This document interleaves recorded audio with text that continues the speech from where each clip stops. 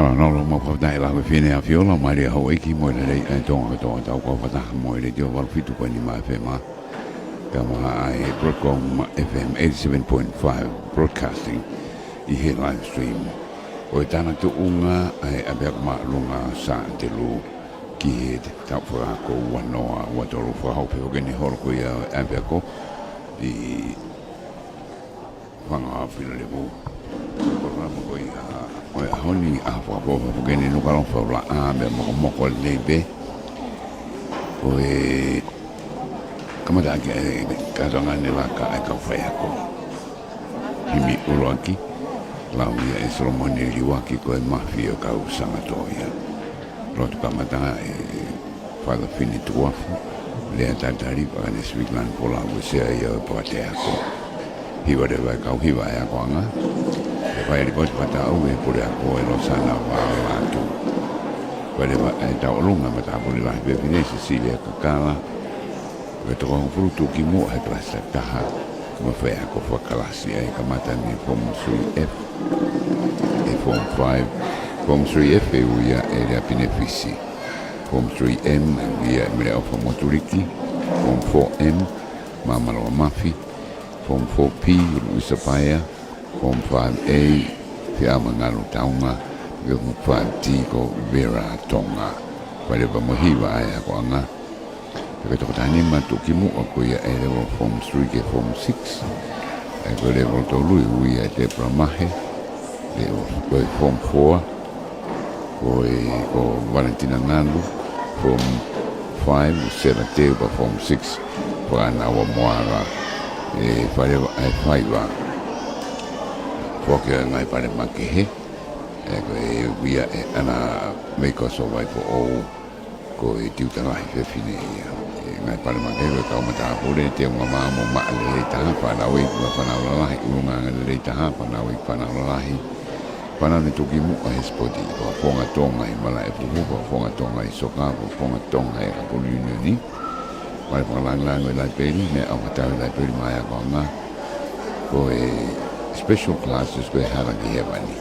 para po ke nga we kana manu po ki al pati mo ori fili mo maka I whatever ka hi va ya ko nga e tuki mu nga le soni me de motor ke ono e uia e te honi pure a po pa fe hiwa o kakawa e whatever hiwa e ka utangata hakuma matata e tunga lewe klas mo le volo tolu ke ono uia e te honi pure a ko toni tohi form 1, 2 and 3 ka ko rako me tolu e form 3 ke nima e ko e rako me tolu level 3 ke ono e to da hapala da ha whatever ka uiwa e ko anga ngai pale tuki moa uia e rosana wala ko pure ko pe ko le ta au le ta pa ko do le best all round pe uia ai u ke a ko pe uia va captain I pe tax ko ia va ta ko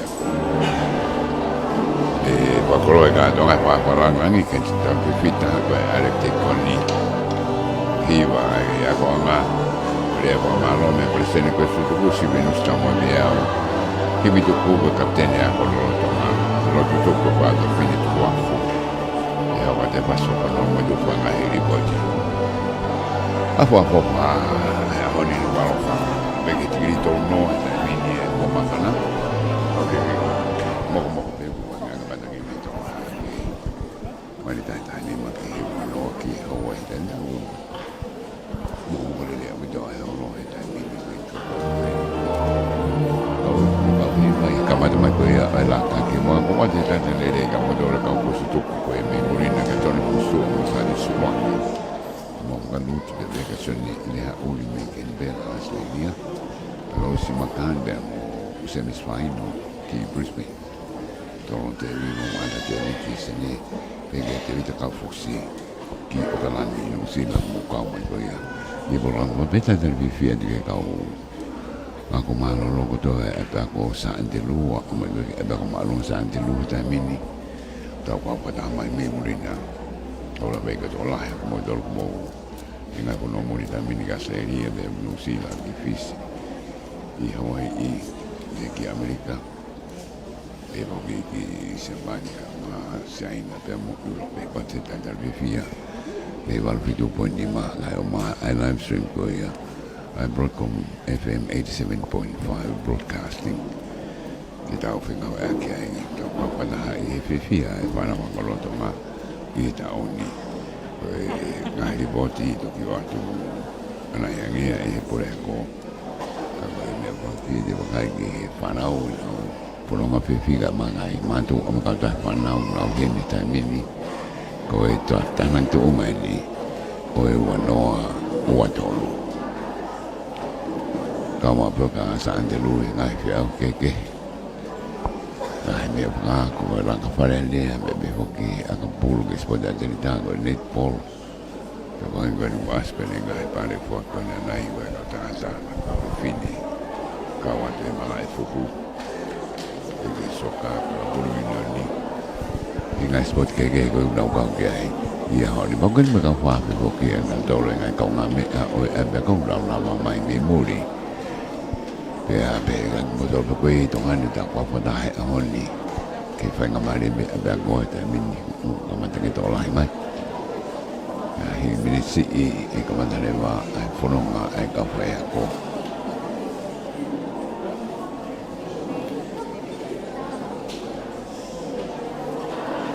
wa dai a honi ai ko ma te tamin ke ai ka kai no fu ke ba kon ai pe ko e sambe ko St. Andrews School ka ko St. Andrews High School ke tamin no ka wa ni nai CV nai programa ke he ai heni mo dol ko ia ko pa donga e vanga ko san la orga ma te ta ka fusi ko dai mea e wang moto ako e iloton balafa ai ke te unga kaki ko e abia ko pena o hiki mai poke abia ko po oko ni mafuri ko e te unga tupenu navy blue pe so de hina bebe bege pana o e pinita o pini navy blue pe so de hina o gai ke nai ka hoka kala e aho ngai mea ofa ne ma bobo mai me ta pako e taha ai teu ko ia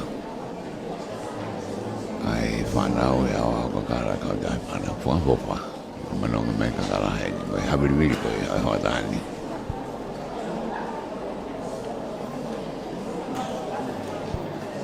kang pe tama mene te puke un fulu ma ko un toloi mai ke un fulu ma daha e ko ka fue ko kunau teu ke nau whanonga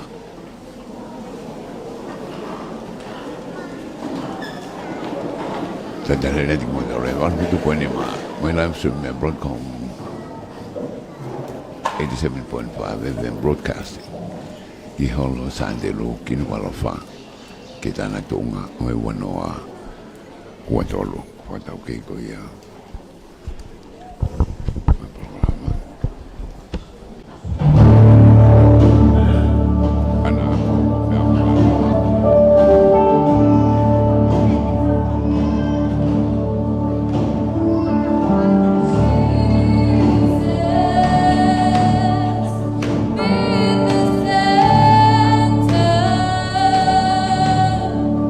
Be my soul, be my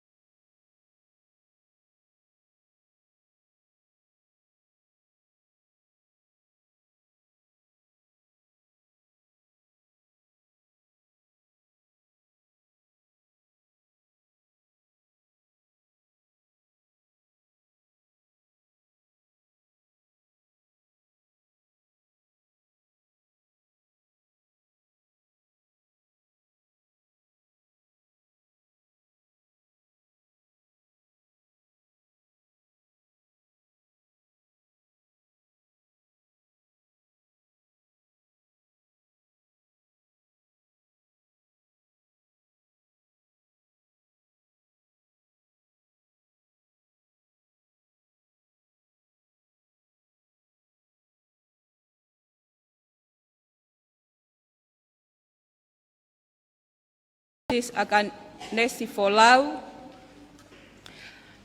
tapu ki he pureako o e ako anga, Mrs. Losana Latu, ongo tokoni pule, Mr. Toni Tohi, Mrs. Paula Fehi, Vau Kakala, pea mo toenga o e kau ngawe a pea kumalunga sa Antelu,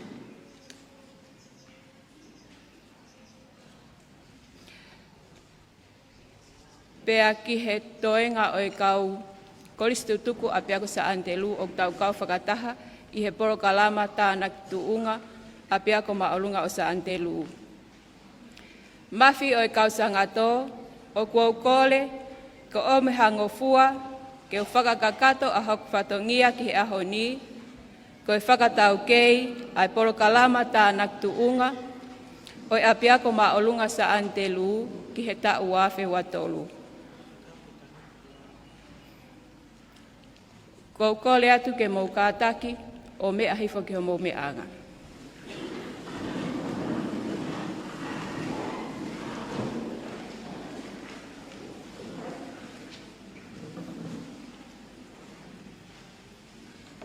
Whakawhea tēni ai tangata e ki whai whekau. Kene te vita Tonga, kene lau atu ai himi uraki o kamantaanga, poro kalamata naktuunga.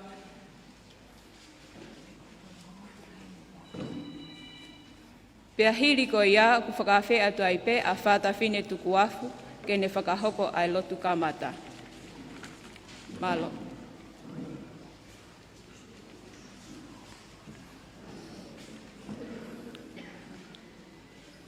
Koe wholofola him te tahi wa kamata ke pongpongi ni.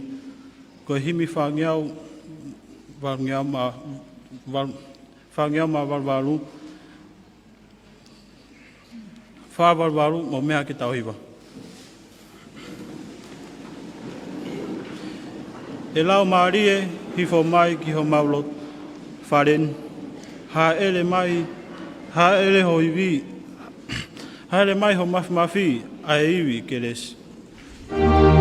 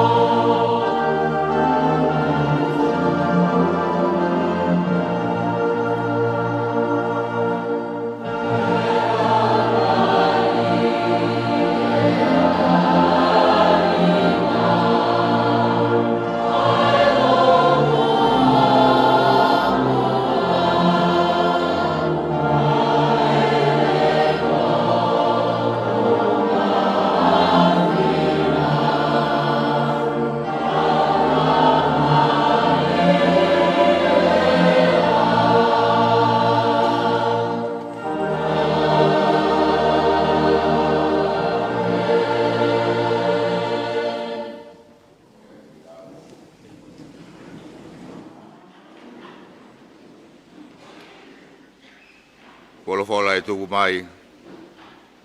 E maatunga e tau hu me whawhitai o tau o tua. O i koe poto whae ta mai. O mou malui me ako angani i e tauni. Pae e tohi palo fita ko Isaia. Pango fulu mā tolu o e wahe. Ka matalau me he nima ke fitu e konga. Ai au pehe. Oua e mana wahe e wou ia te koe. Te omi hahako me hahake. Pea tāna ki koe me he lulunga. Te upehe ke toke lau tuange. Pea ke potu tonga oua e taofi. Omi au ngai foha me he mama o. Mohoku ngai ofe fine me ngai ngataanga o mamani. Iyo. Aki nau tolu ko toa pe o kui aki. Oku huafa. E kua whakatupu ia. Ke uongo ngorerei ai. Nā aku whakafuofua ia. Iyo. Nā aku ngauhi ia. Ke tau lotu. Ke wawhaita mai mo e alo. Ka mo e lau maari e maa ni oni. Sihowa. Uke a fio mai, me ho a fio anga. Me he waha a. O eongo se la fimi. Pe au mau kau whakataha. Mo ki naua au pehe. O mao ni oni. O mao ni oni. O mao ni oni a sihowa o ngahi kautau. O ku whonu a mamani ko toa pe. I hono nau nau. Iyo nake whekau i ai taha o sila whimi ke puna mai mo e malala i afi na i hono ni ma me o whelaulau anga o ne ai ki o maungutu o ne tō ai o awe e mau hia o maai e mau angahala ia. E ko mau alunga koe auha. Koe lou ngutu tae ma. Pea ko mau a o mamata. Ki o mau tui. Ko mau eki. Ko sisu kalaisi. Pea ko mau whanongo ai. Ki o ngahi wholofola. Ko mau tariangi ai kia te ia. Mau hoko ai. Koe ne kau whamoni. I he ofa, merino, moimoi. O mau manawa ofa. E koe whāri unga pau, ke pau ho mau loto ki a sisu klaisi. E koe mo ui, o kutua taha pe hono lau, pea ka mau ka mate, pea e whaka ma apo opo rewa, e mau mo ui. E koe mau kamata, e he loi mata ia, o e kamata anga, koe hua meri e ia, o e ngata anga, o e mau moui. O mau korea e sihova, e tāpua ki mai, hao whakatupu, ai hau, au mau whonuani, o king si aus tupo wono, Moe whare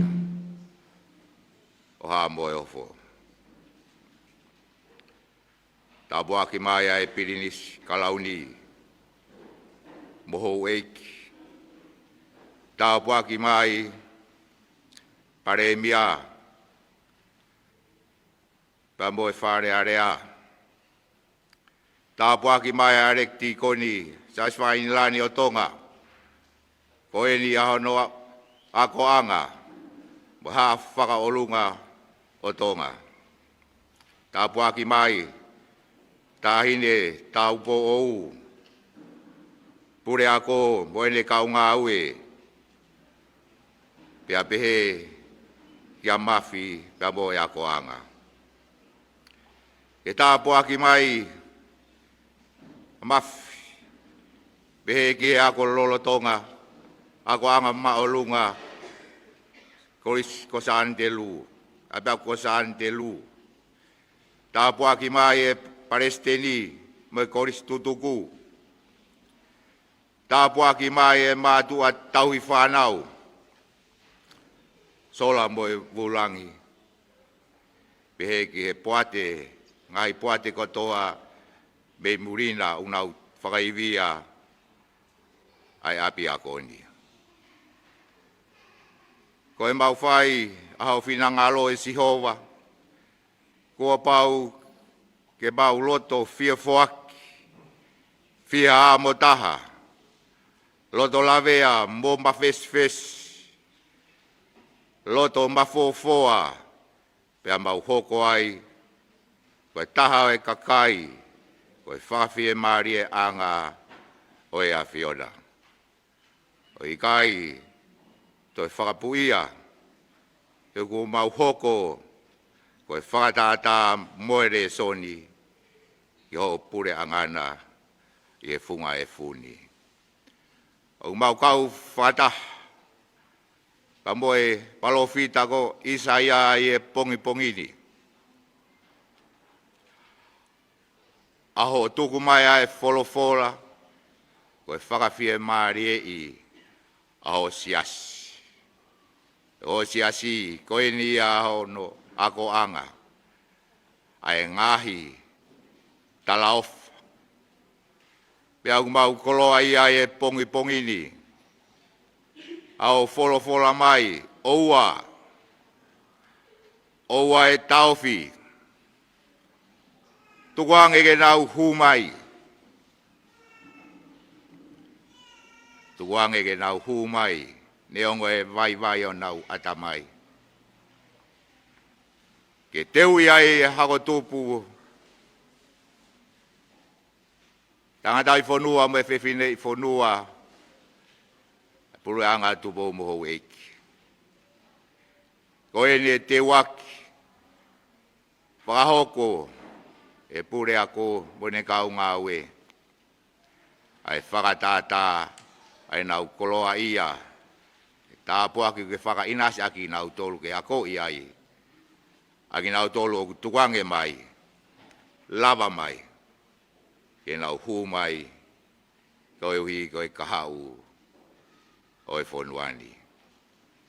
Ke whamahino ai a te nau tolu, o nau tari be sihova, neongo e nau vai e mau whanau, a koe whakatupu ai a Fiona. O mau korea, lau maari e maho ni o ni sihova, ke ne tataki ai katoa ngani, e wawhaita mai moe alo, pea moe lau maari e maho ni o ni. Amen.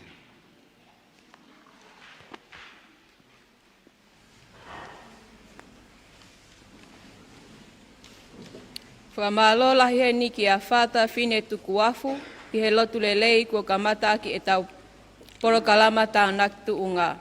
Whakawhi atu he ni o sea o poate ako anga, Mrs. Akanesi Vikilani Folau, ke ne whakahoko halea taritari mak tau tohe a honi, pe a kahilia e whakahoko atu e he aku maolunga sa ante luu, e he kauhiva, hafo ihiva, o pehe Hail Holy Queen, pe a kahili ko ia, e whakahoko atu e whine eki pule ako Mrs. Losana Latu, a lipo te whakatau.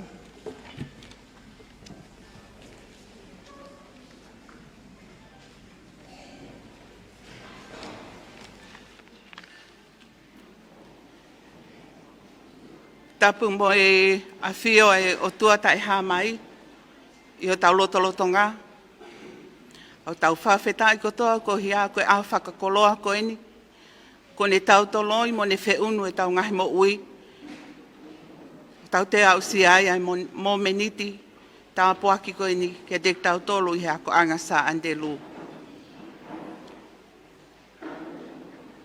Whatapu eni ki he whakalanglangi o aho ka koe takimua o i sias whakaingilani o Tonga, Archdeacon Kensingtoni, Fifita. Ko fie tuku hane mo ua. Ka ni mea mai ke tau kau ngā kau. He ono whakahiki. E tau kau ngā kau. E whakaosinga o e tau whakaako. O e tau whanau ki he wāwhe. Ua tolu. Whatapuheni ki he whai whekau nane whai e tau whakahoko e tau lotu. Kau maa haa lotu. Pehe ki he kau mo ui fuakawa. O atu hene whakatapu ki he whakafofonga e kolistu tuku. Tuku mua ke u whakatapu heni. Ki he ngahi fofonga i whae. Kai pehe ki he ngahi fofonga i tamai. Ai kautau hi whanau kotoa ko mō lava mai he aho koeni. Koe vale i atama. Ko tau ikuna, ko tau wausia, ai tō mui o whei ngāko e tau koeni. Tuku mua ke u whakafofonga atu heni. Ai poate ako, ai ako maolunga sa andelu. Ka whakamalu ai e tāhine pule ako. Ka umaa e tokoni. Pēwhoki ke kau to'o whatongia ko toa pē. Kau sia e tau whanau o mahatu ungai e tau ihene he aho koini. Tuku mua ke u whaiha whakatapu heni. I he lea whapiritania ko hea ko tau kau ngā ue mo tau maheni. Nau ahi ai api ako ko hea ko tokoni ke langa hake ai ngā weni I he whanua tupou moho eiki. On behalf of St. Andrew's School Board, the principal, the teachers, and the students of St. Andrew, we thank you to the AIS Corporation, Mr. Elmer, and your team. Although we haven't probably met, but this morning it's a great pleasure for us to welcome you all to St. Andrew's High School to witness the accomplishment our children have achieved today. Whakamalo lahiat ke te kmotolu, pēkei te te whakaloloa. Whanau koe ahoni tau I kuna kotoa pē. I he talangofua, I he taliangi, mo to'o whatongia kotoa na mou whakahoko. Tuku mua ke hifo e lau maalia o tua, whakamalu, ne whakawhie maalia ki tau tolu, tau ngahi loto. Pakaiaha tau mātuka te aho koe ni, ko kole ke o tua mafi. Whakawhono aku mo tolu e ne kelesi, o au ke taimi te tau toi wheiloaki. Wheiloaki ai, pehe ai ki ilea whakamalo, mo e tua o whātu, malo au pito.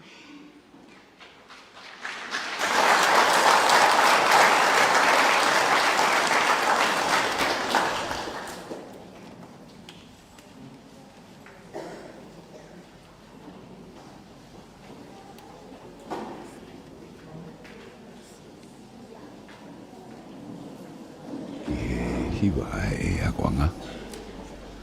School choir, hey the Holy Queen.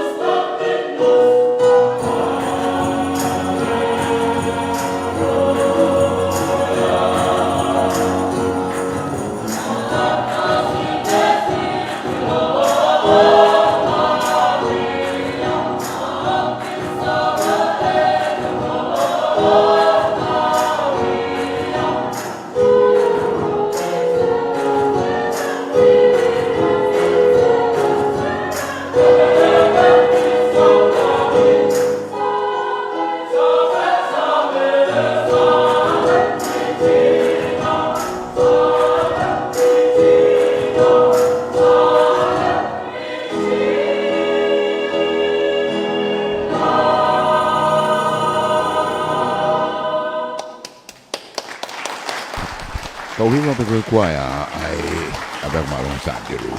Mana urak fasi. Hey, Holy Queen. Ripoti fatau. Whatapu ki he Rosana Malatu. awhio ai tamai, alo, mo e lau maari e maoni oni. I ho tau loto ngā, i he aho whakakoloa koe ni. Tapu ki he ena awhihio, ki ngi tupo wono, mo kuini na naspau. Whakatapu atu ki he whakaafe whakalangi-langi. O e kātoanga e aho ni, ka koe Alekti Koni, a Sione, Kensington Fifita. Mawhi o e kausanga tō, o kua ukore ke whakaatape mua, ke uhuwhanga atu, i he tala whakatapu, ne ka mata aki ai whiohi angani. Kai ata mo e whine motua, tuani, ke whakakakato atu, hoku whatongia ki he ahoni. Momi o mui i a te au, pea te ungaohi ki moua, koe ongo tau tai tangata. Koe uia ne whai e sisu, ki a sangato antelu, mohono tao kete i he matātahi o e tahi o kāleri. Koe visone ia o e sea, mo ene poa te ako. Ke whai ha molo mui vae i he apostolo. Ke mua ai whakaakea ke whakalau maarie i he ako whakaata mai. Pea whokotu uai he kaunga ue i he waka o e ako, ke mau umo mataha i he lotu mo e ngā ue, ke tataki ai whānau ki a sisu ka laisi, koho nau huhui mo whakamo ui. Pea mo whakalakalakai e nā wako whakaata mai. Koe misiona ngā ue, ke whatu ha ātakai, ki hono pātolo aki, o e whakaakeake whakalau maalie, pea makatuunga i he eiki, ko sisu ka laisi. Ko e iwi mālohi o e lotu, o kune tataki ma upe ki he ikuna ka whakafa, ma ae lelei o e ngahi whamili, mo e whonua, pea o kune lālanga ae poto, ki he loto kotoa o ku fōu atu, i he huanga ki he akoanga. Ko e matapā ki he akoanga, sangato antelu, kua osi iai hono tuutuuni. Pea koe tuutuuni ko ia, ke whakaawa ki he tokotaha kotoa pe, o kune fie mau, ke hoko atu ene whekumi, i he akoanga. O ku mahu inga au pito ki a te mau tolu, koe whānau ako kotoa pe e hu atu, me he akoanga, ke nau to'o atu, a ngahi ulunganga, mo ngahi tōonga lelei kotoa pe, o hange koe whā i ka vei koula. Pea ke nau tupulaki, i he ngā ue kotoa pe te nau hoko ki ai, pea ke nau hoko ko ha tāsi pinga lelei i ha wheitu upe. O kuau fia i he whainga maari e koe ni, ke u whakahoko atu, a li pōti whakatau, ma ai ako anga, i he tau whakaako, wafe ua tolu. O hangepe, ne ulawe ki ai ki mua ki he visone. Koe ngahi ngā ueni o ku whakahoko makehe, koe teke mo e pou ki he visone, mo e misiona o e ako anga. O ku whai ai asembili ai ako anga i he mō nite kotoa pe. O ku tātu o tolu, ai whawhangu, i he hoko ai tahaua, i he aho hono kotoa pe. Pea tatau ai pepe ko wheituu o ku ke iai i api ako ni, i loki ako pe i tua, o taofie mea kotoa, kai tuu o whai, o lau ai lotu ai eiki. O ku whai ai misa maa oni, tu oua ai ako i he mahina. O kei hoko atu ai pe i he apia koni, talu mohono kamata me he tau kua o si ahono a ko i ai le son tohi tapu houa taha i he wike i he ngahi kalasi. Koe kau ngā ue, oku iai ai pule ako, ongo tokon pule, Mrs. Popao Fehi Vao Kakala, mo Toni Kurui Moe Anga Tohi, ongo tiu talahi, Mr. Ton Kiuti Michael To'oa, pea mo Mrs. Anna Vei Kosovai Fo Ou. Pea moe tau po ou, Sister Mele Fehoko. Na e kamata ai ta uni ake ai kauwhai ako, e toko ua full mawha. Ne mau taritari lelei i he kamata anga, a whaifekau te vita Tonga, William Tuihala Maka, Whakaanaua Moala, Mele Ofa Moturiki, Te Pola Mahe, Analafu Moa Aho, Mamaloa Mafi, Luisa Paea, Sela Teu, Lea Pinefisi, Veisinia Tohi, Fea Moengaru Taunga, Mele Henseni, na hufo o mai a Valentina Ngalu, William Fifita, Lesieri Havili, Mele Epenisa, Vera Tonga, pea mo ainise vea tupu i he kamataanga o e tau. Pea toki hu mai a sios ana tapu elu i maasi. Na e toe hiki atu pe a sios tapu elu i Okatopa, ko hi ko haui ne toe maalunga ange i he whatongia. Ko e kau ngā aue toko ni, ko e sekeritari, ko mele nei te samkolo tokon ki ai a makeleta taufa, tau i laiperi ko se lavete pe a motu i pulotu waka. Ko e toko lahi o e whanau ako. Na e whakotu ai ako anga mo e whanau ako e toko te au ono ful maafitu. Toko te au maataha ta mai whewhine, toko ono taha ta mai tangata. Ko e toko lahi taha o e hufo ou mai ki he ako anga i he tauni, oku nau i he form 3 pe ko e level 3. Oku level o pe e wha ai ako anga. Level tolu, level 4, level 5, level 1.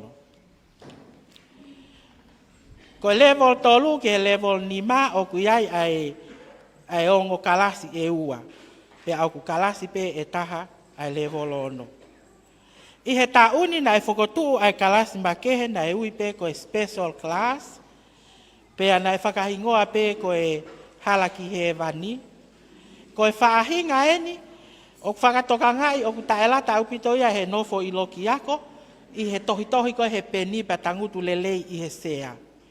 Ka koe taimi koe o ku mauhuai ki tua o toe whaiha toe ngāwe makehe ange ki tua o ku nau fia pea nau ngāwe fie ngāwe ki nau tolu. Ko ia na e whakotu makehe lewa ai ki kalas koe ni o oange pe e nau ki kalas Ingilisi pea oange me nau ki kalas fika pea toe ngā lewa o ku nau alu lewa ki he ngahi tawhaak kehe o ku ako i ai tau kei i mo uiange koe ako ngahi mea tokoni, koe ako tufunga. Na kau pe ai me ngahi tawhaaki ki he sipoti, koe hiva. Pea taha peia i he ngahi founga i he whakaamu, ke puke pe ai whanau, ke nau lata pe i api ako, i he taimi ko ia au fie mau ke nau i he ako ai. Ka i he ahoni, o ku tutuku aki i he ako anga, ai whanau ako e toko te au whangoful mahiwa. Kau matapule. Ko e whaunga hono whiri ai kau matapule, o ku uaki pe ke te nau tolu, pea nau whai tohi mai, pea whai a hono whaka eke ki nau tolu, pea whiri lewa ai kau matapule. Na e whiri i he kamata anga e kau matapule e toko tolu ngofulu. Hongofulu maa wha ai koe ta mai kwhewhi, koe ta mai tangata, pea koe hongofulu maa ono, koe ta mai kwhewhine. Koe tumu o e o wau koe ni, ko hono whiri e mafi o e kau sangato. I he ahoni, ko Solomon e riwaki ai mafi o e kau sangato, pea ko e matapu le lahi fefine ko Cecilia Kakala. Ko Dr. Raylin e sau e whakaafe whakalangi ki he aho na e whakahoko ai hono whakanofo o e kau matapule. Pea ko Dr. e sau ko e koristu tuku pea o e ako maalunga sa antelu pea na e hoko pea ko e matapule lahi pea ko e tuukimu a eni pe ko e kapteni i sangato antelu i he taha hiva noa. Pana e tāpua ki e whai whekau ko whātā amana ki tu i tawake ai hono whakanofo ko ia o e kau matāpule i he tauni. Whatongia whakaako. Na e tu whātu ai lipoti ko e lipoti ia ke whaipe hono muimui o e anga o e tūkunga whakalakalaka o e ako e whanau o whakatewhito he mauako ulunganga mo e tūkunga o ene ngahi ngā ue whakaloki ako. Ko ngahi le soni eni o whakahoko he whanau i he api akoni, ko e le volo tolu mo e le volo whaa, o ku le son tu upawai a e lea whakapapalangi, ko e whika, ko e saenisi, pea mo e lea whakatonga. Pea nau tok whiri mai lewa a e le soni e tolu, o tānaki ki he leson tu pau e whaa ko e ni, me he ngahi lesoni ko e ni. Leson kompiuta, leson tauhitohi, historia, siokalafi, leson ngoue, musika, leson home eco, ko e industrial arts, lea whakasiapani, leson whakalotu, pea ko e tahaya i he lesoni o tokoni lahi, ki hono whakaulunganga i o e tau whanau. O to e tāna ki makehe atu ai leson whiri ki he level nima ai leson biology pea mo visual arts. Pea to e tāna ki atu mo leson ni makehe ki he form no ko e design technology. O kua ki mau pe ai certificate ki he tuuki mua i he ngahi lesoni i he e mau ngahi sivi whakaloto api ako. O kuai e ongo sivi lalahi e ua, o whakahoko maupe he lolotonga e tau. Ko sivi vai ua tau, mo sivi he whakaosinga o e tau. Pea ko e li poti o e ongo sivini, o tufa pe ia ki he mātu a tau hi whanau. Ko e ulunganga o e whanau. O kuai ai whakatoka ngai ai whakalakalaka ki mua ai ulunganga o e whanau. Ka oku kei hoko pe eni ko e te whito i palopalema ki he toko ni ihi. I he ako anga, pea oku fuufie mau au pito ai tokoni i he tawhaaki kotoa pe o e mo ui ai whanau ako o kau ki ai mo ui whakaulunganga. Oku hoko ai wheliuliwaki i he ngahi whakalakalaka o e teknolosia mo e ngahi a ulunganga a whakafonua, ke ne toho aki i ai tokanga e whanau, o i kaito e mahu inga ia ki nau tolu i he tuk whakaholo mo ulunganga whakafonua. O kufuufi e mau lahi au pito, ha toko taha whalei, counsellor, ma ai ako anga. Ko e lotu mo e whalei lelei, ai tau po ou, sista mele whehoko, ne tokoni lahi ia, ki he ongo tiuta lahi, ki hono whakaulunga ngai, mo whakatau kei e whanau.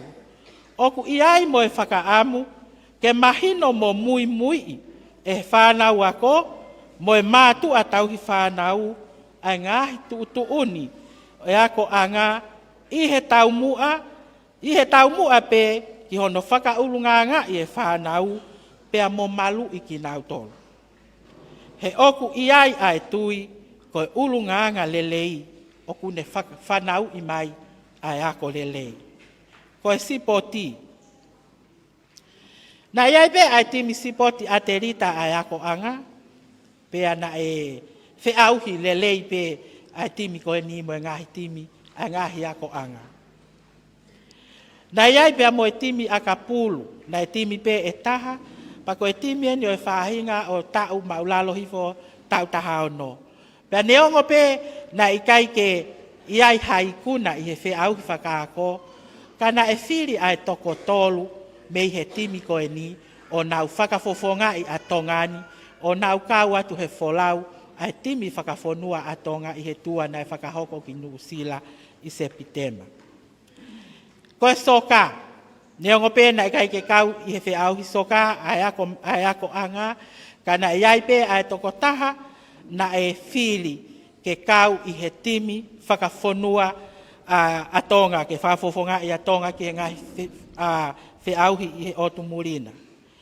Koe fuhu whakaprofessionale na iai ai toko taha, na e kau atu ki he whe au fuhu, na e whakahoko eni i Haamoa, pea na ane whakafofonga i a tongani, pea na e whoki mai ai toko taha koe ni moe me tari Polonise.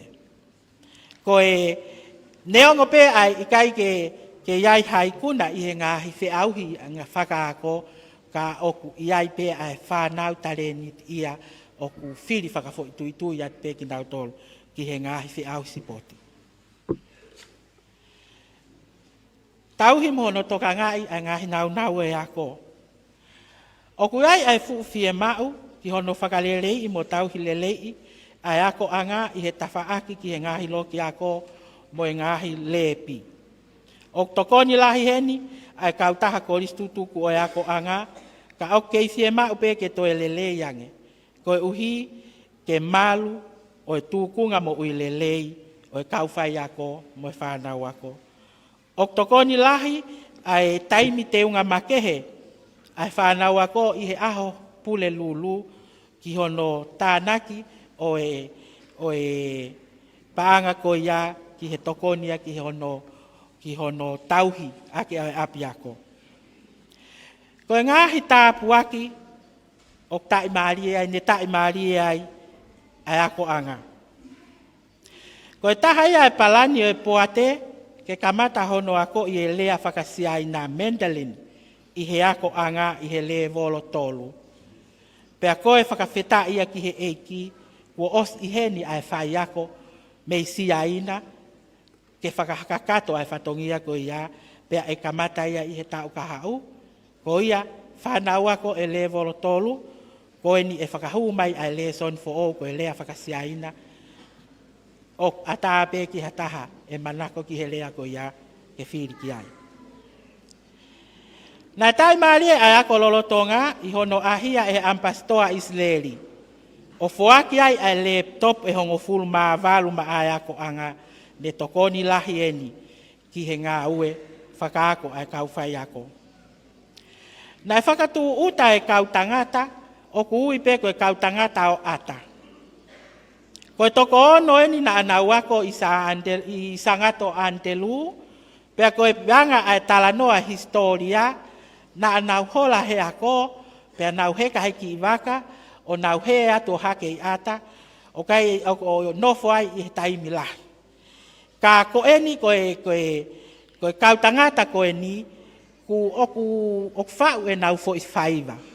Koe tangata koe ne whau e whaiva koe ki he Lord of the Rings, o ku ne lolo tonga ngā ue ke whau ai fo i whaiva ai kau tangata koe ni, pea na anau ahia mai ai ako anga, pea mo e nau wakai ki e tukunga ai ako anga, na anau whoaki ai e nau mea ofa, koe tanu ai whahai ki mui koe ako anga e fuuano koe oku laui tau e ne nofo ai.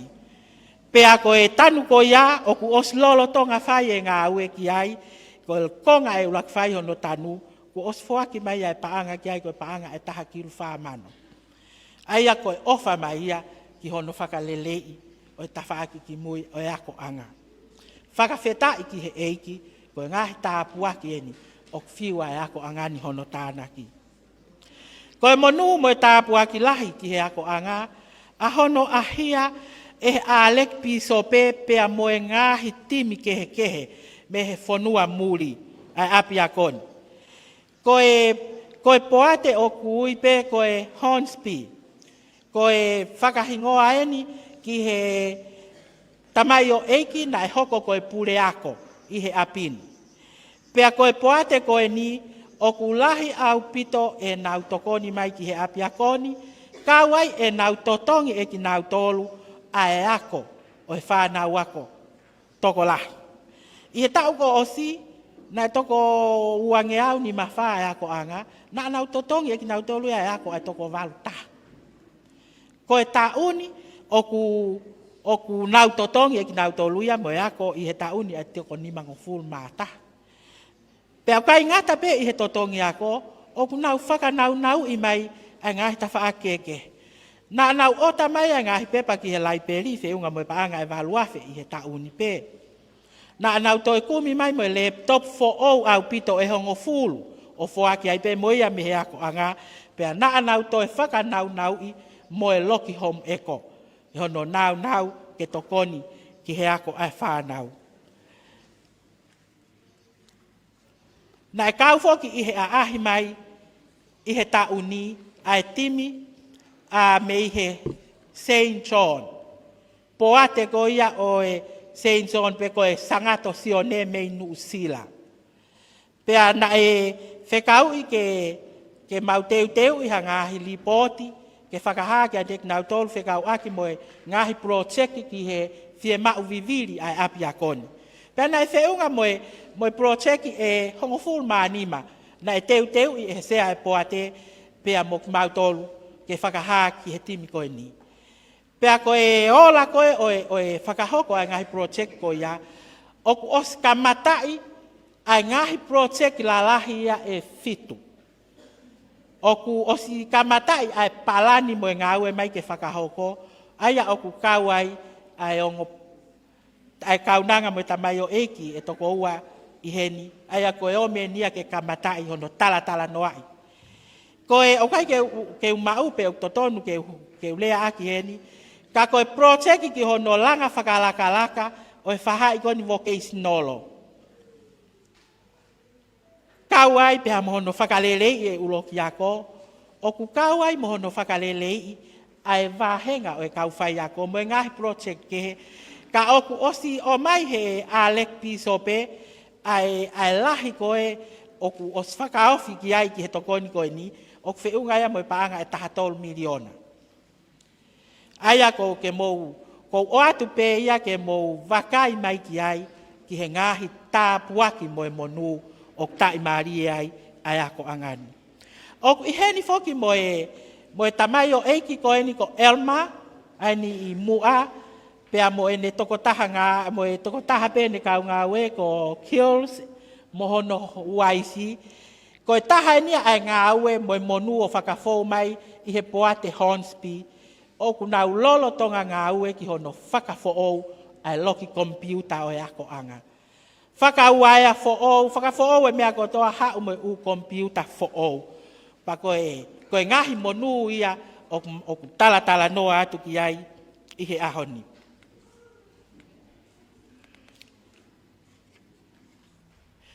Whakamanat whakamamani lahi o e aho e kau whai ako. Ka ikai ha whai ako, he ikai ha toke tā. Ka ikai ha whai ako, he ikai ha loea. Ko e whai ako, ko ia o kune a koi, o lawai, ke mauai, ai ngā ue i he ngahi tapa keheke. Pea tau wakai ai ki he mahu inga o he whai ako. Na e mākai o kātoa ngai mo whakawhiawhia i whakalangi langi i a kau whai ako, i he tauni i he aho whakamamani lahi o kau whai ako i aho nima o katopa. Pea koe whakalangi langi ki he wheohianga koe ni, koe tahapeia o e kau koristu tuku, ko tokta sio eri kawa folau. Pea na e ko ia pena ne toi whakahoko mohono malangai o e aho koe ni. Ko e whaiva hiva ai kau hiva ai ako anga. Na e kamata ieni i he tau ko osi, Andrew Baker. Pea hiki atu ia mohono whaamiri ki Nusila i Tisema, ka koe tau ni. Na e whai e maupalani i he kamataanga e tau, pea māka i o whokotuu ki he aho uluaki o Tisema, e whai ai ai whaiva hiva, ai kau hiva, ai whanau ako, lolo Tonga. Neongo hono māka i, ka koe Ne iai pe ai tailili pa ne iai pe ai loto si. I he taki ko ia o e mala e musiki. Pe pehe ki hono tokoni e tawhai ko ia e tiu talahi. Ka whawhetai ki he eiki na ne oange ai loto lahi ki a te kinaua. He kuhange ko e lau, a ve atu ai taha, ka tuku mai ai taha. Ta ku hoko pe ia e tau ofo mau pe he founga ai eiki. O kuhange ko e lau, ko e the moon has to disappear so that the star can shine. Hange pe ia ko e ni, hiki ato a andelu kai toki, ngingila mai, aviriam tu i halamaka ia, pea mo e tiu talahi, i he tawhaaki ko ia hono teu i, o e tau, o e music festival.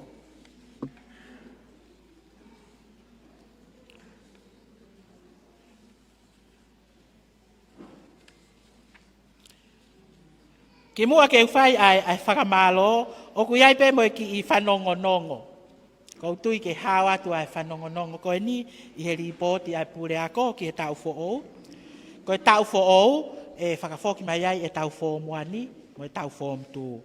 Ko ia o ku whanongonongo atu, ko koe guai hao whanau, o ku i he levolo ko ia fo moani mo e fo mtu ki he tau fo ou. E toe whakafoki mai ai ongo levolo ko e ni ki he ako anga, i tau fo ou. Pea e kamatai pea mo e mau form fitu. Neongo pea o ku teu ke mau kore ke whakaata mai, ka o ku osi loto ai poate ke kamatai mo e form fitu, i tau fo ou. Ko ia tau whakaampe, e iai ha tau kau candidate lelei, mi he tau kau fo mono i he tau ni, ki he form fitu e tau fo ou. Pea e toi whakafoki mai, mo e ako vocational.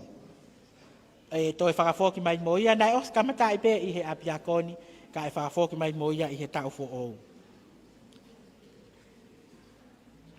Ko e whakamalo, o ko whawhetai ki he otua. Ko uhi ko ene whaki iwi mo ene tataki. I he tapa ko toa pe, o e ngā ue i he ngā ue angani. E ko hono mo oni, o whakangata pe iwi au e tangata. Ka ne tae oua ene kau, he kai te tau au sia, ai whaka o singa o e ahoni. Lahi be hono ngahi ahi, lahi be hono ngahi whiri. Ka ku hange ko ia, ko e whaka mo oni. Ko e kau ko e ai eiki, pea o ku whaingo fua, ai mea na e whainga taa, pea o ku vave, ai mea na e totonu ke tuai. O ku au whakamalo heni, ke ena afisio, king tupo wono, taine kuini na naspau. Ko e uhi, o tai maari e maupe, ai ako angani. I he ngahi tokoni, i he ngahi tokoni o whakahoko mai, i he tapa ko toa pe.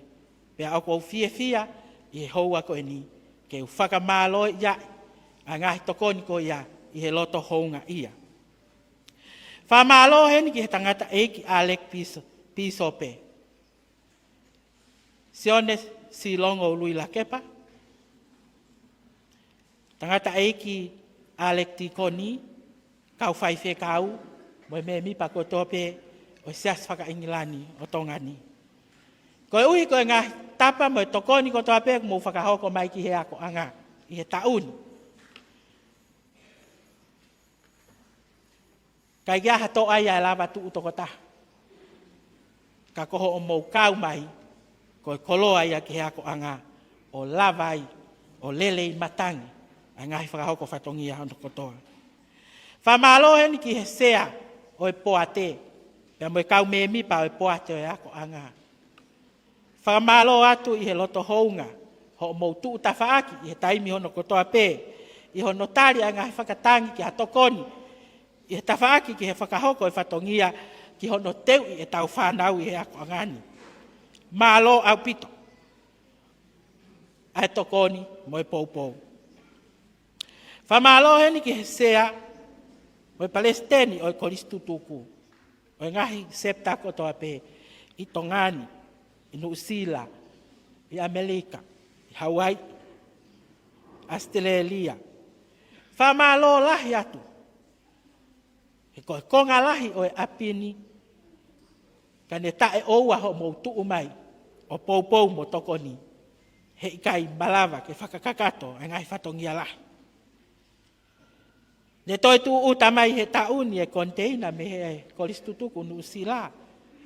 Kono ngā sea mo e te pile ki he lok sainisi. O mai ai mo ngā textbook a lelei au pito ki he whika mo e sainisi. Ne toi tokoni mai mo e koristutuku i Tonga ni. Ki hono kumi mai a ngā nau mo e ngā kemikale ki he lepi sainisi. Ke lawa whakakakato a ngā lepi. E whanau ako. Tau te whito ki he whōmono ki he sivi whakapure anga. Ne tokoni mai a Dr. Raylin e sau, o kune omi a ngā hipale i he tau kotoa pē, ki he tuu ki mua i he lea whakapiritania i he lea volo kotoa. Pē whoki ki he koristutuku o Amerika, tau valtaha ki he valval, na nau tokoni mai e paanga e ni maafe, ke tokoni ki he ngā hipale o tanak tuunga o e aho ni. Pea moki mautolu hono kotoa pē, ho mo toko ni kai lava ke ulave i atu i he houani. Wha mole mole i ange au ka kou whakamalo lahi atu i he tokoni mo he poupou. Ke ngahi pisnisi mo ngahi potu ngā ue ai pure anga mo e kakai o e whonua na e au atu ka tek mautolu ai whakatangi o koresponsa atu ki he tokoni mai ki he mausipoti, tokoni mai ki he ngahi tawhaaki ke. Na e hoko ho mo tokoni ke lava i ngahi whatongi ako ia. Ko fia ke u whakamalo iai, pea mo Hornsby Trust Port, St. John Trust Port, mo e kulupu koe ni ai kau tangata koe o ata. I he ngahi tokoni, mo e ngahi poupou kotoa na aku lave ki ai ki mua, o tai maria e ako anga. Ko whakamalo he ni ki a Merenaite Sankol, makeleta taufa, ya se la vete mo tu pulotu waka. I he ngahi poupou mo e ngahi tokoni kotoa. I he tawhaaki i he ngāwe whakaofisi, i he tawhaaki hono teu i, ho tau api a koni, hono sino haki tua, whamalo lahi atu, malo e ngā ue. Ko whamalo he ni ki a pōpā whehi wao kakala, tontohi, pehe ki he tiu taongo tiu talahi ka ana vei koso ka umaa ton kiuti. Whamalo i he tataki o ko mou whai i he tapa kotoa pē o e ngāue tau whakahoko i he apini. Whamalo eni ki he taki o e ngahi departmenti hono kotoa pē, pē e fia ke whakamalo ia i heni a e tau po ou. Ko e whai se kau ia o e ako angani, o sista mele whehoko. Malo au pito e lotu, pēa malo au pito ai ngāue. O kuongo pē i he apini, ai ho'o lotu mo ho'o hoko koe whae whakalau maalie ke whanau ako, kai pehe ke kau whai ako. Mau whatawange pe tāpua ki koe he eiki o atu haivi o kulahi koe i koe ngai whatongi ako hanga mai mei muana.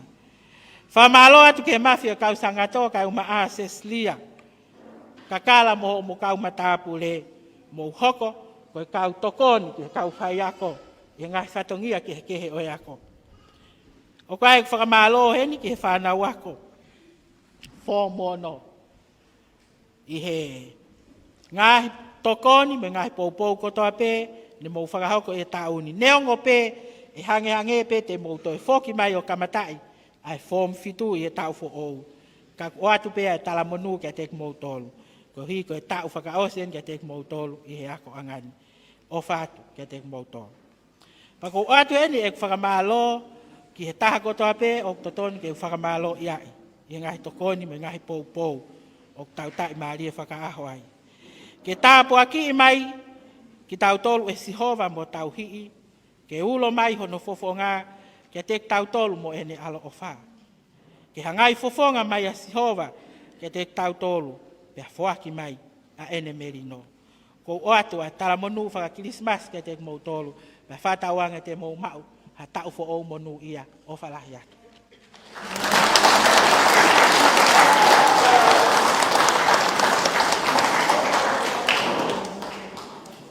Whakahoko atu e he matapule lai whewhine o eako anga, Mrs. Cecilia Kakala, hawhaka me ite taolunga mak tautolu. Hoko atu ki ai, Whai ako whakakalasi tene ui mai ai toko hongo fulutu ki mua he kalasi taki taha. Pea e toi whakahoko mai e kau hiwa e ako a ngā a fo hiwa, Jesus the Living Stone. Pea ka hilia e ui mai lewa ai toko taha nima tu ki mua i he levolo.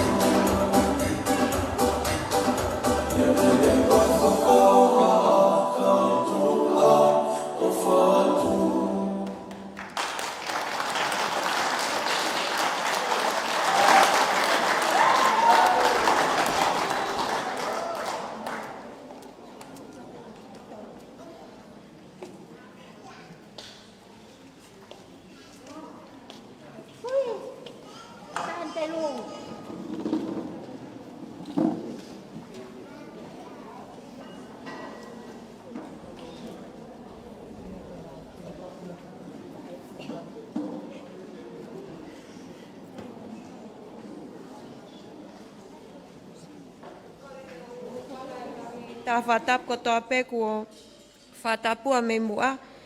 Ka tāma whine motuani ke ne ui atu ai toko hongo fulu tu ki mua I he kalasi form 3 efa. I he kalasi koe ni o kua ia toko ua fulu mahiva, ua hiva whakakatoa ka te ui atu pea toko hongo fulu tu ki mua. Hongo fulu ka aleni tau. Hiva Robert Langi. Valu Christopher Latu Selu. Fitu James Kioa. Ono Einiara Uhi. Nima Finau Tautua A. Fa Anaseini Tuipulotu. Kotolu Aveia ki fatai Hofoa Kolomotua Tongatapu Eviliami Mila.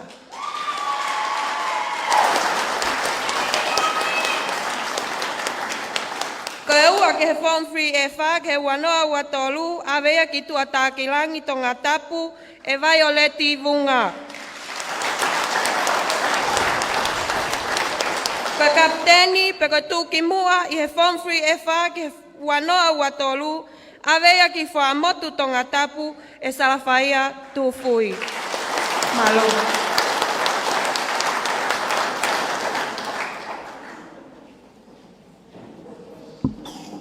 Kole ke upanga ngai tala whaatap ko tā peko o sana whaiki.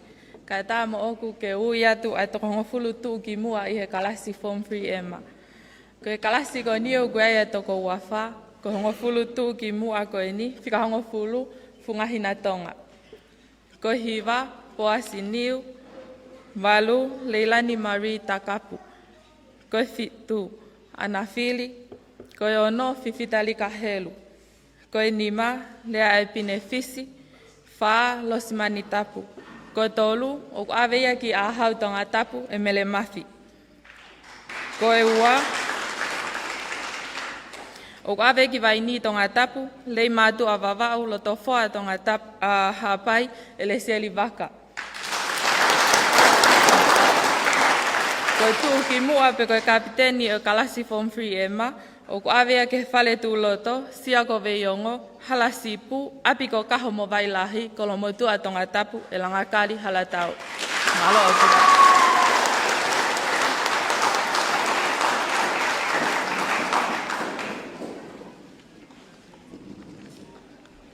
Kole peke uhoko hoko atai pēlau mali tatau, ka atama mo oku, ke whakahoko atu, atoko hongo fulutu ki mua ai form 4 e ma. Ko hongo fulu, o avea kia whapiano tau naholo. Ko hiva, ko Joseph tau tua a. Ko walu, e tina militoni. Fitu, mele naite po uli. Fika ono, Tayen Lutui. Nima, Angeline Tuituu. Fa, Amelia Sonasi. Ko tolu, o avea kia Caroline Tumua, me fasi Tongatapu. Ko ua, avea kia mele finau, me he otu momua, no muka hapai, no whakolomotua Tongatapu. Kia koe kapiteni, ke form 4 e ma, o avea kia pele naise whakaosi, kia pele naise Sabrina, la reina whakaosi tukuafu. Me ianga haa e ua, no muka hapai, no whongele ia Tongatapu.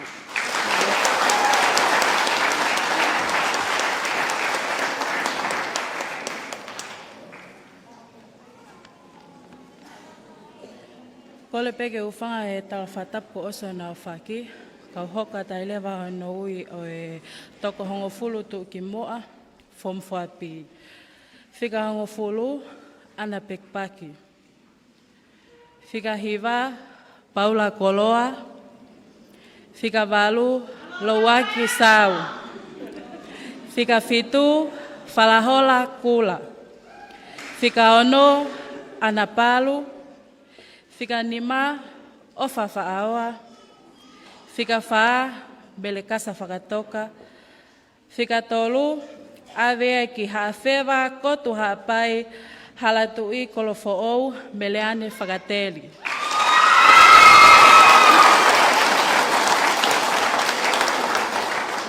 Whika wā awea ki Nuku'alofa folaha Tongatapu na oko matawhahi.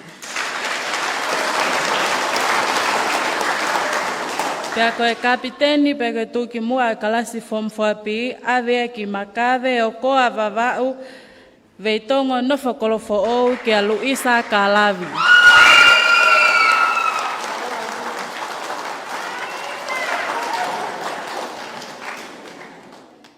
Kole ke hufanga I pe I he ngahi whakatapu ko muaki. Kai whakahoko atu ai toko hongo fulu tu ki mua I he form 5A, pe koe form 5A. Koe hongo fulu mo leni tauwha. Hiva le maki ula moleka. Walu kaho kaianuanu. Fitu fatai fifita. Ono toakase havea. Nima Elishma Filimoto. Wha, whakatou whehia fui maono. Koe tolu o mauia ki whangaloto Tongatapu e Kerry Wate.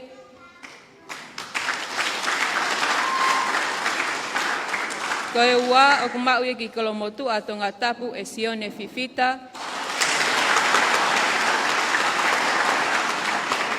Pea koe kapiteni o Form 5A o kumauia ki Hofoa Tongatapu e Catherine Ko'oi.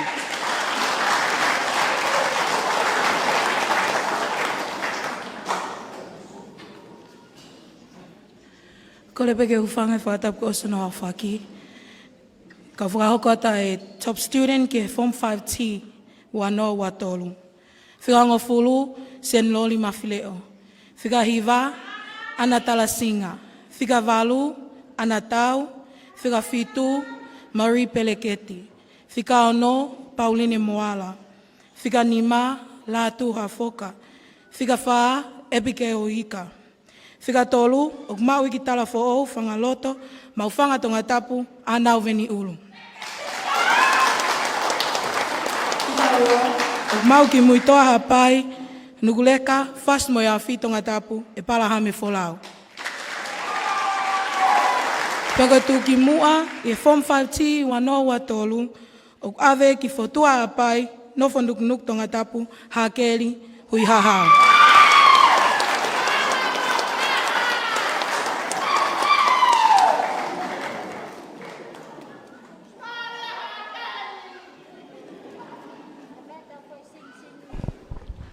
Toko furtu ki moi he klasta taha. We had been out of me Form 3 ki Form 5. Toko ko te kauhiwa ko ako anga pe ko kuai ai be ko malunga sante lu. Jesus the living stone.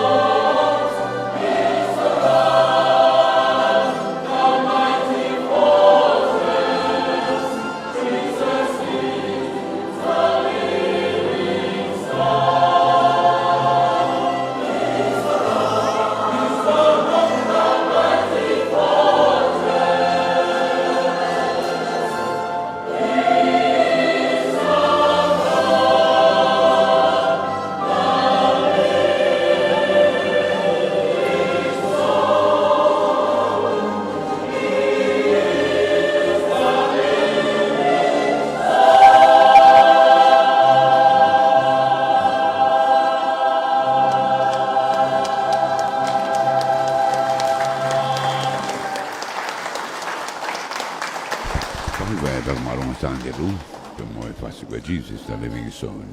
Peni ko koe pe e ui atu ho hingoa I he toko taha nima tu ki mua o e le volo, ke kātaki o mea mai ki muani.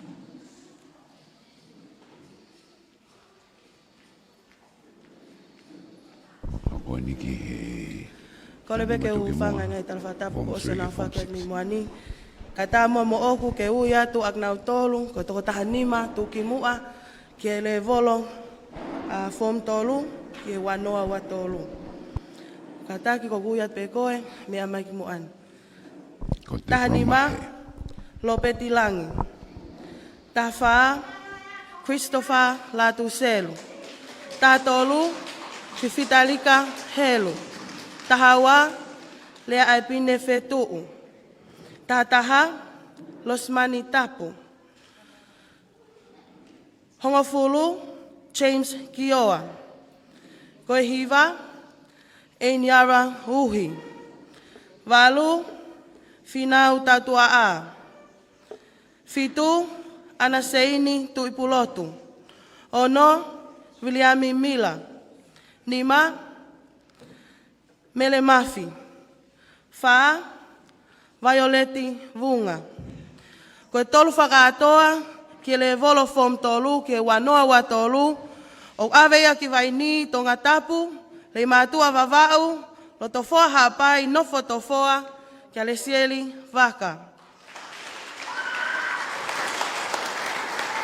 Koe ua, o ku aveia ki whale tūloto, sia ko veiongo, halasipu, api ko kaho mo vailahi, kolo mo tua Tongatapu, kia langa kali halatau. Koe tū ki mua, pe koe kapiteni ki he le volo form tolu, ki he wanoa wa tolu, o awea ki fua motu Tongatapu, kia salafa ia tū fui. Malo. Teu, no.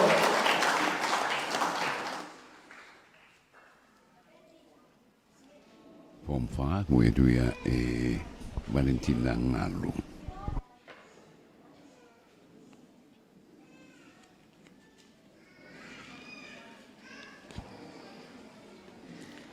Whakatulo watu whawhakalanglangi.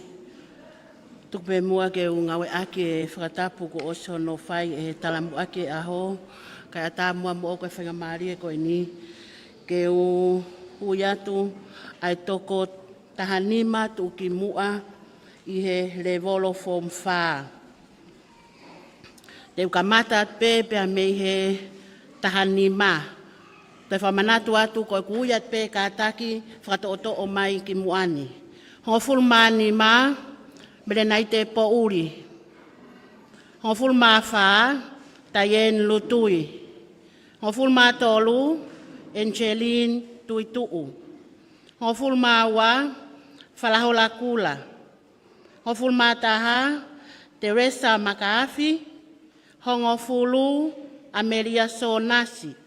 Hiva Anapalu, Valu Ofa Faaoa, Fitu Merekasa Fakatoka, Ono Caroline Tumua, Nima Mihafeva Kotu Nofhalatu I Kolofo'ou Mereane Fakateri. Koe Faa, Menukhetulu Folaha Tongatapu, Jessica Naoko Matafahi.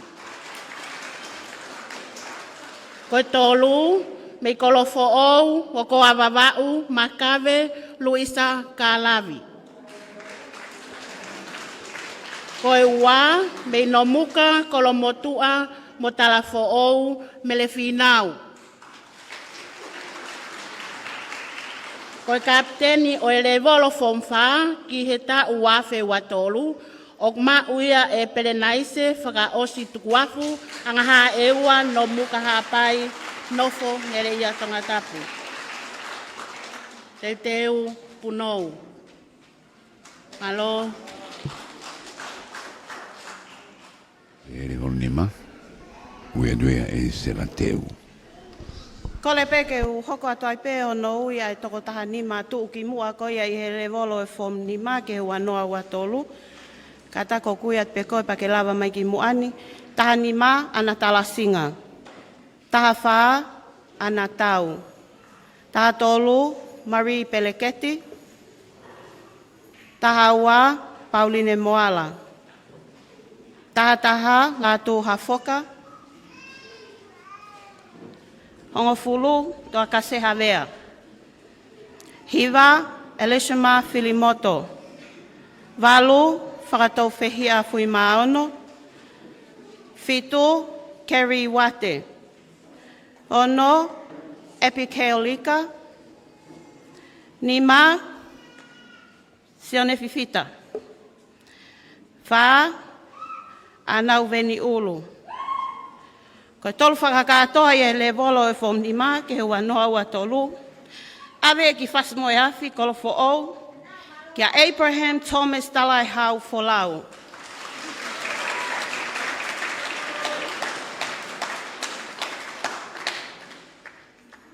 Ko e ua, o ave ia ki fotua hapai, nuku Tongatapu, hakeli hui hahau. Na koe kapiteni ki he le volo fom ni mai e ua noa ua tolu. O ku ave ia ki kotu, fotu haa hapai, hofoa Tongatapu ki a Catherine Po'oi.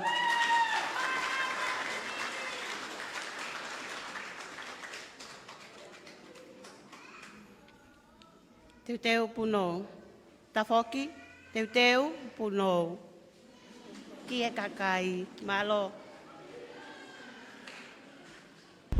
Ara ki he Form 6 level, e ui atu e whakanaua moala. Kole peke u whanga tai penga i tala ko o si whatapat me moan, ka ata mau ke u hui atu e toko hongofulu mani matu ki mua i he le volo fo mono.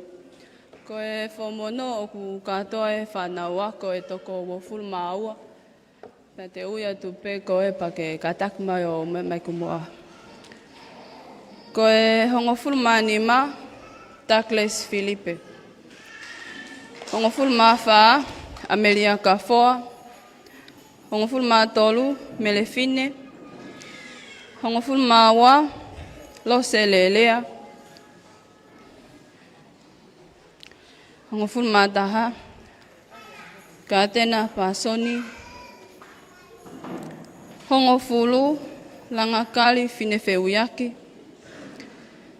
Ko hiva, Melewate. Valu, Pilimilo se whakahafua. Fitu, Mafi o kausangato.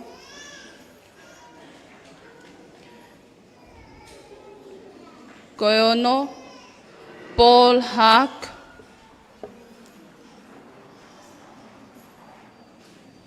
Nima, Fololina Fifita. Pagoi wha, Talaya Staufa.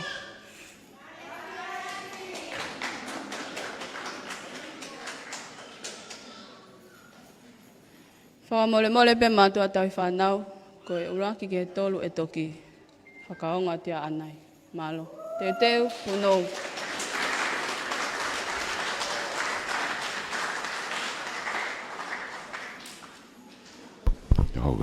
E whakahoko atu e se nilori mawhileo, pea moli weli hakalo, hafo ihiwa ti weti, o sole mio. Hoko atu a e honoui e ngahi pale makehe, Mrs. Anna Veikoso Waifo o, ko tiu talahi whewhine. Pea kahilia e whakahoko atu e kauhiwa o e ako anga, a fo ihiwa ko Jerusalem.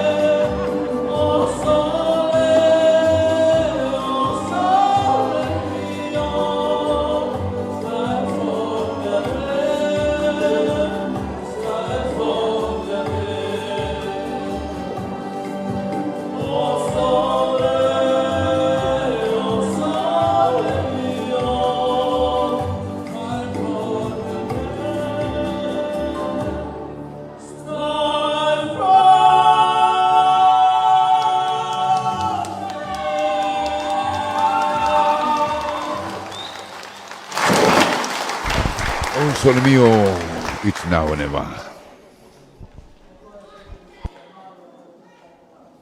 Ni ka mata aki he mua Claire.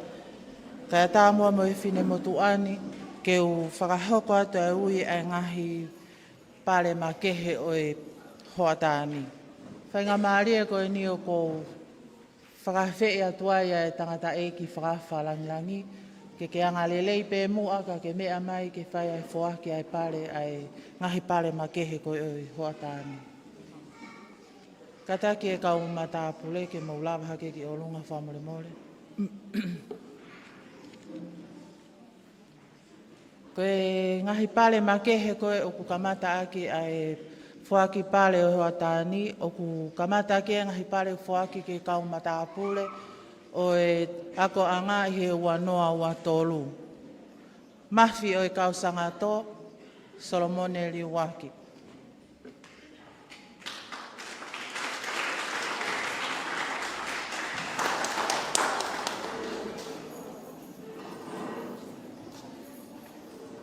Senlori Mafleo,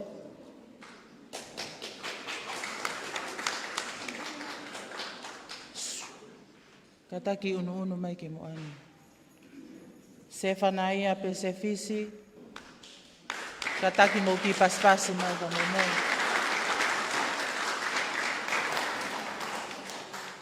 Samuela Finau,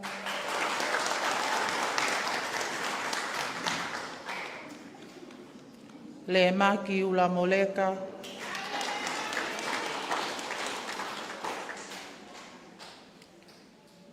Feleti Finau,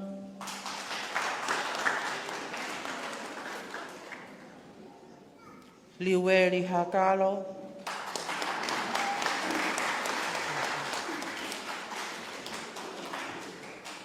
Jason Mila,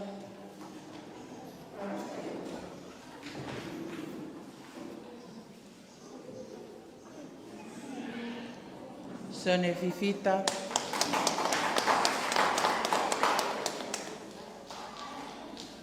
Mawai Manakofua,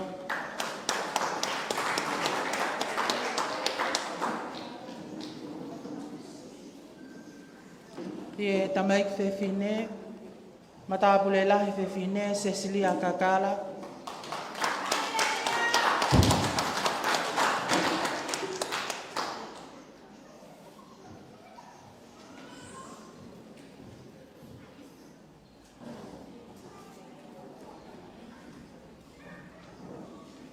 Togon Matapule Lahi Fefine, Amelia Kafoa,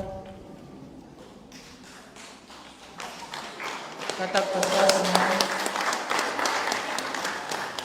Melefine,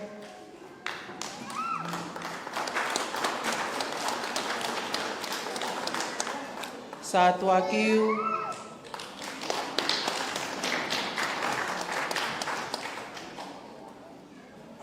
Katnia Pasoni, Pauline Moala, Ana Talasinga, Whakatōwhihi Awhi Maono, Kerry Tuuta, mo Catherine Po'oi.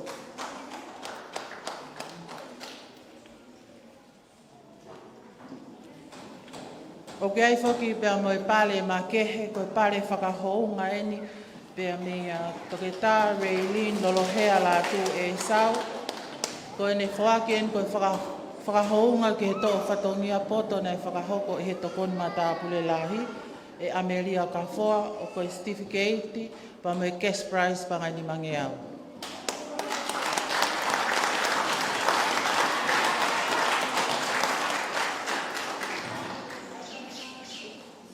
I he hoa koe ni tau hoka atu ke te unga maau, maa mo lelei taha.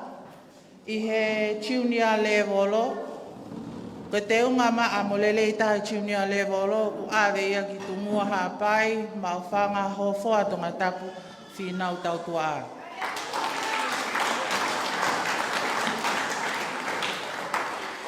Koe senior level o awe ia ki matamaka wawau fas moe afi atungi nofo havelu toke lau mo ren taupa.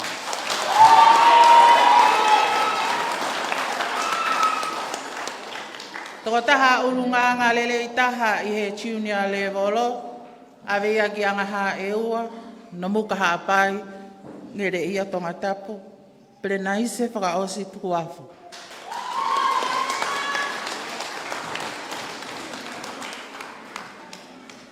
Ia senior level o awe ia ki no muka haapai uiha no foi pea Tongatapu Pauline Moala.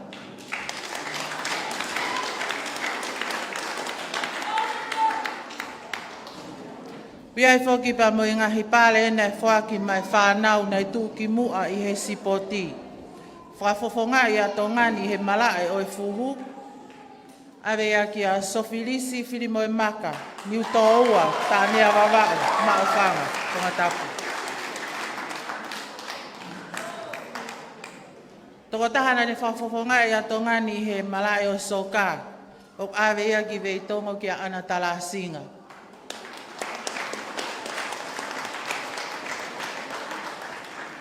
Nei ai fok mo e whanau na nau whakafofonga i a tongani i he akapulu e whanau wako. Awe kolo motua Tongatapu tala fōu no muka haapai sami wela whinau. Iai mo toko taha pia mei tānea wawau American Samoa kolo motua Sione Fifita. Hoa si niu tōua tānea wawau mao whanga Sio Filisi Filimo e Maka.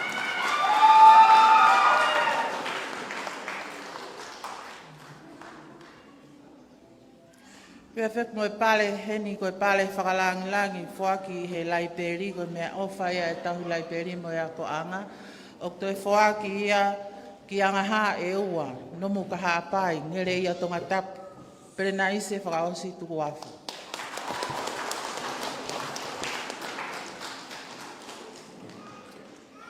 Ko pale ko te tau hoko ki ai o awe ia ki he kalasi ko e special class pe ko e hala ki he vani. O whaki atu e nau ngahi certificate. Uloa ki talafunga ni huavi. Kataki e kau special class, koko special class, lava mai ki e lunga. Kaati Ferila, Riweri Hakalo,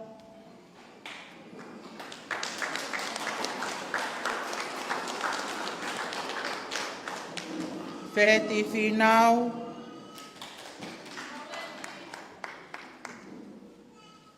Liweri,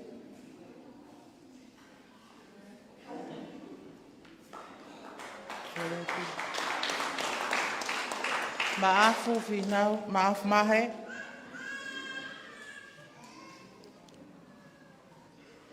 David Alastani, Samuela Moala, Steven Pongi, o Sose Fofine.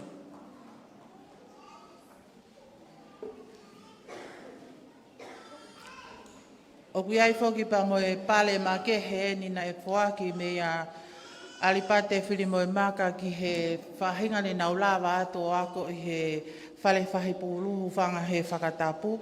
Ko e cash price ko e ni o whakia ki he tokotolu. Sio Filisi Filimo e Maka. Cash price ko e ni takpanga i te au. E toko taha whaki he o mātua ko e ni alipate Filimo e Maka. Aisea Filimo e Maka.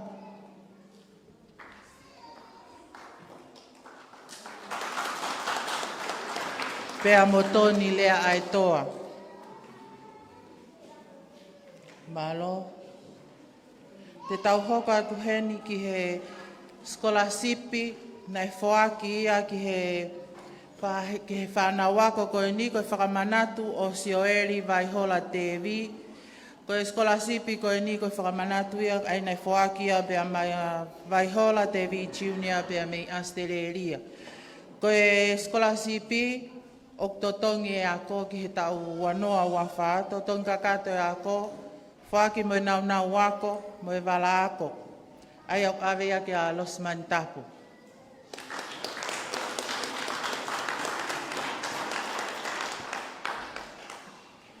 Pea mo ofa whaaoa.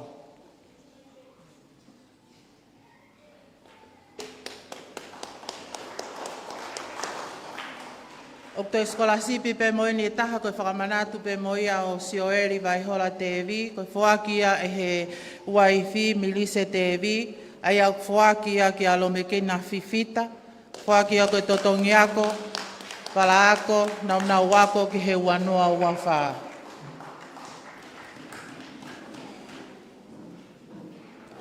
Whamaloa tua whalanglangi, koe pale whakaosi, koe pale whakalanglangi ni whakia e he ako angapea mai le soni tohi tapu. I he le volo o he form tolu, o ku ave ia ki te fisi vavau, fuamotu Tongatapu mo mataika, so se fina tupa.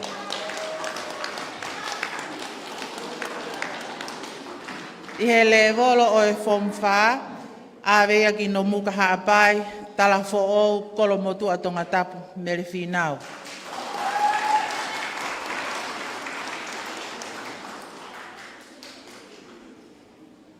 E le volo leva o e form ni ma, o ku ave ia ki mataika wawau, pangai haapai, ho foa Tongatapu, anitura manako fua.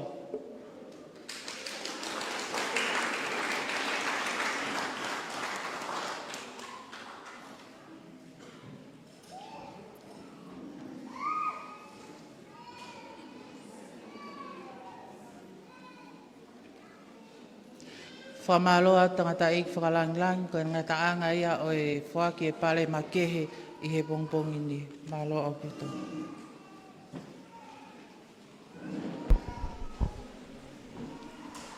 So when you go here, go here, I be go school choir.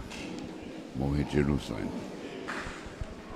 All drum and give 1.2 miles per month, and my live stream broadcast FM 87.5 broadcasting.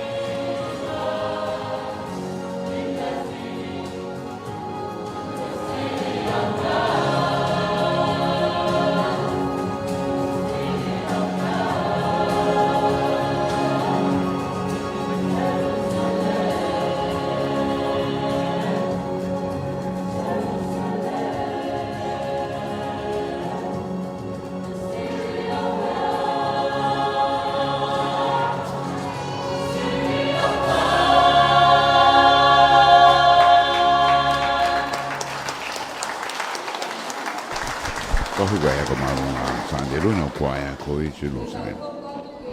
Kua I he ngahi le soni, e whakahoka atu ia e tokoni pure ako, Mrs. Paul Pao Fehi Vau Kakala. Pe e whakahoko atu hafo I hiva e he liweli hakalo, se whanaia fisi, pe a mo se ninoli mawhileo, ko e hakuna matata. Pe a kahili ia e whakahoko atu e he tokoni pure ako, Mr. Tony Tohi, honoi a tuunga ki he kalasi mo e le volo. Pea toi kole atu ai pē ki he kauhiwa o ia ko anga ke nau whakahoko mai ha fo I hiwa, Great I Am.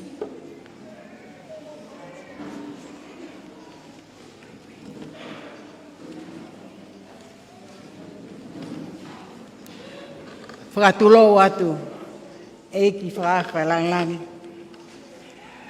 Ki mua pia hoko atu ki he whatongia ko e ni ko no ui, o e tūki mua I he le son ko toa pē. Ka kouloto pē ke whakahoko atu a ki whanongonong ko ni ke mahino atu pē ki he mātua a tauhi whānau. Ko tānak tu unga I he ahoni, ko e peseti ono noa me he sivi whainolo, tānak I whakataha ia mo e peseti e whānoa I he sivi miria. Ko e li whātu I he ahoni, peseti e tolu noa mi he common desk, mo peseti e fitu noa mi he whainoa.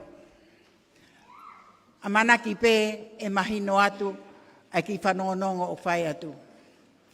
I now proceed to the top students in each subject. I may please invite our guest of honor, please award the prizes.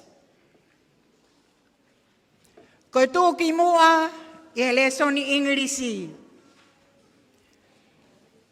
Top students in English with a cash prize of $100 donated by Raylene Lolohea Latu e sau tax of 1990. Top student in history, top student in geography. Aia ko tūki mua e fo lesoni kon e tolu o ku whā kia ki Fuamotu Tongatapu ki a sala whaia tū fui ka kune mama o atu o wholau ki Australia. Ka pā o kua hataha hena, ka taki maua te pare.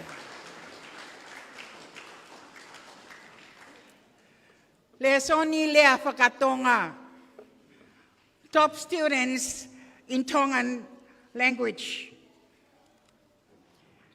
Top students in accounting, top student in economics.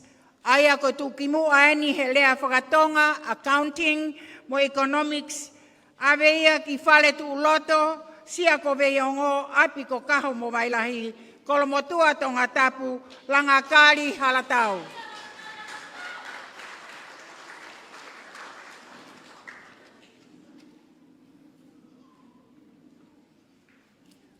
Lesoni fika, top students in mathematics.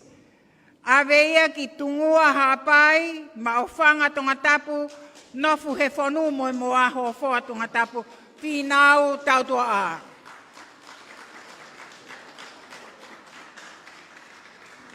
Tūki mua I he lesoni sainisi, mo he computer.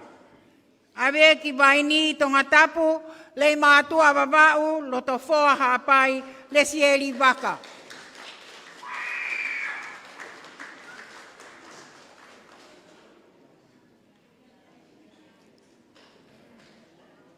Top students in Japanese language.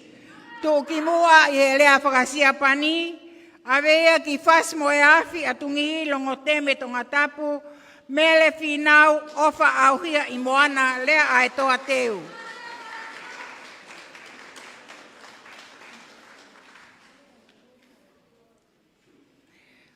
Top students in home economics. Aveia ki tungua hapai, whatai halau wawe Tongatapu ka leni tau.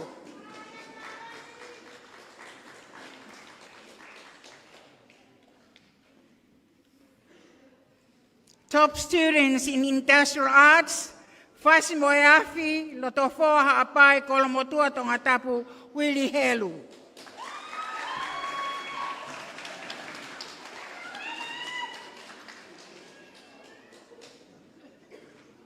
Tuki mua I he lesoni agriculture, avea ki mnomuka o ua wawau ma o whanga Tongatapu, hunga wawau mango pa mokotu hapai. Ana se ini tupulotu.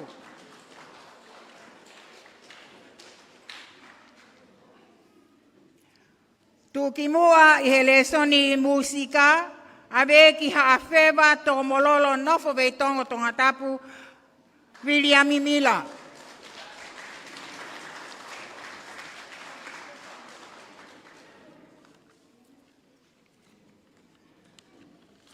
Koe osia o le volto tolu, tau hoko lewa ki he top students I he Form 4 subjects. Top student in English, Lea Whakatonga. I he English, mo cash prize of $100, donated by Dr. Raylene Loloea Latu Esau, tax of 1990. Top students I he Lea Whakatonga, Science, Accounting, Economics, ave kotoaia ki ohonua, e ua no muka haapai no fongere ia, pere naise Sapira L.A. Reina whakaos tukuafu.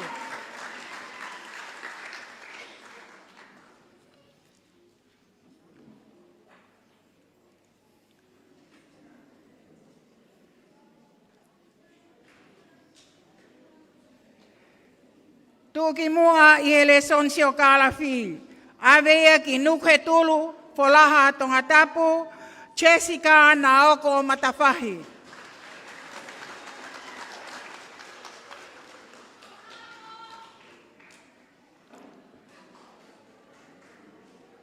Top student in home economics goes to Mereane Whakateri, Hawhewa Kotu Halatui Kolofo'o.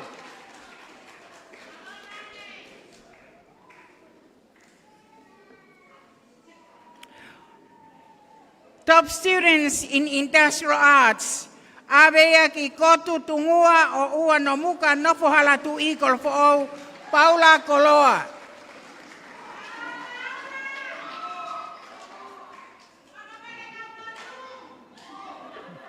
Top students in Japanese language, avea ki Fasmoeafi ki Caroline Tumua.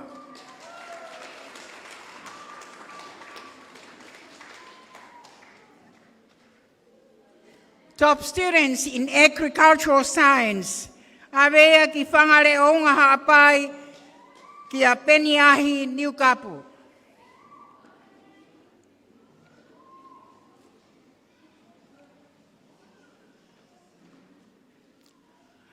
Tuki mua I he computer studies.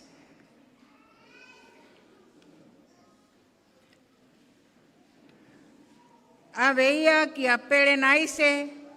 Oh.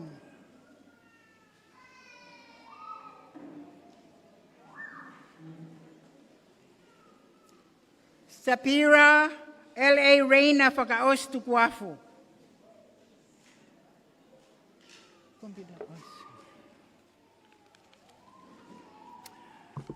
Te tau hoko heni ki he form nima, tuki mua I he ngai lesson koe ni.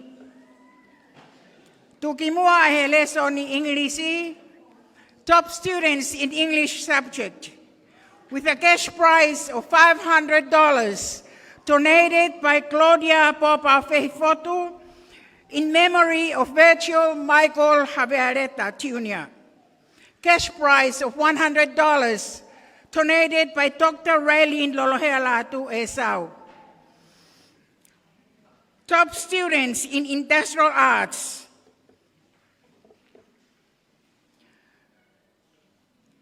Fuaki e siaola, quality furniture, Piamoe trophy.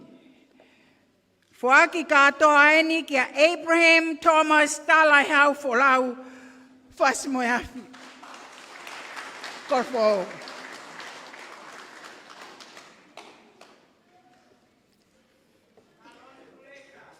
Tuki mua I he rea whakatonga. Avea ki fotua haapai, nuku Tongatapu, hakeri hui hahau.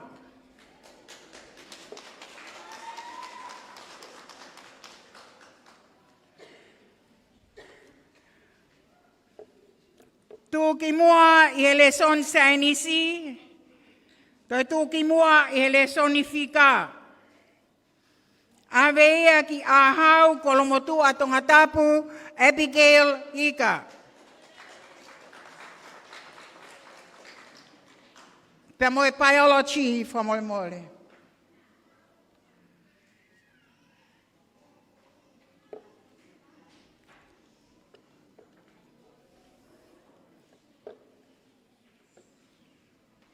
Tuki mua I hele soni accounting. Avea ki hofoa Tongatapu, kotu fotuha haapai, Kathleen Pooi. Toi tuki mua pe I hele soni ekonomika.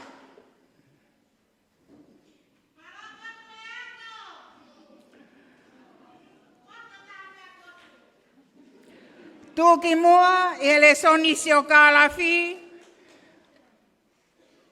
Toi tuki mua I computer studies. Avea ki maofanga tala fo'ou. Ki anau veni ulu.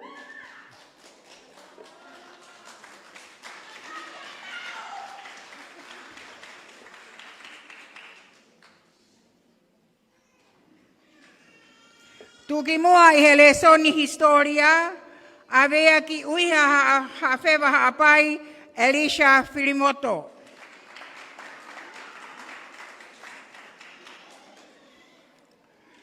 Tuki mua I hele soni home economics, ave ki te fisi wawau kolfo'ou, pa tau whehia fui maono.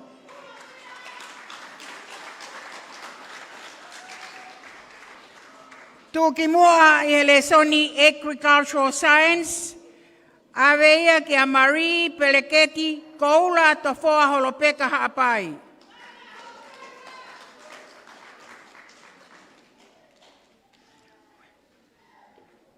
Kataki koe computer studies ki a anau veni ulu with a cash price of $500, fuaki ekolotia po pa whehi fotu in memory of Virgil Michael Havealeta Jr.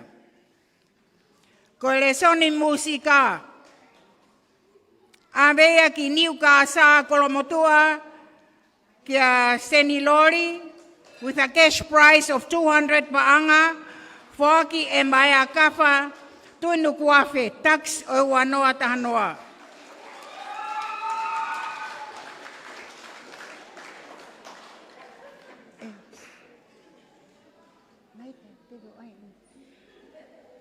Industrial arts.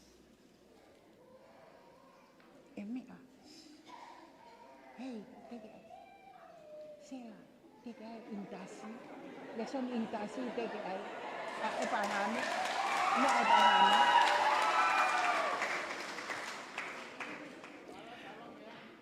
Tuki mua I he Tonga mo anga whafonua, avea ki tānea wawau American Samoa kolomotua Tongatapu, sione fifita.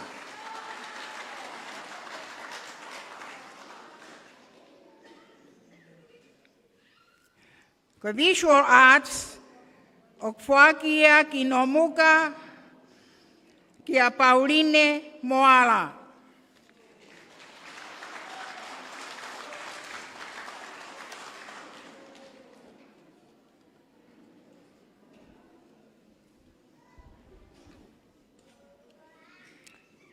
Te tauhoko heni ke Form 6. We now continue on to award prizes for the top students in Form 6 level. Top student in English with a cash prize of $200 paanga, donated by Dr. Raylene Lolohea Latu, Esau tax of 1990, Aveia ki a Paul Haak. Toi whaaki peki ai, pa moe top student nia I he chemistry, pa moe biology, funga misi wawau tawa. Kia Paul Hart.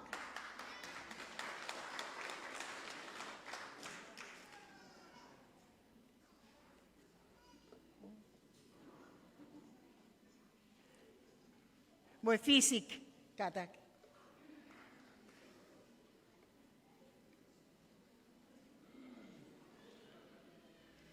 Top student in agricultural science, aveki Nuku'alofa Popua Tongatapu, Talayas Taufa.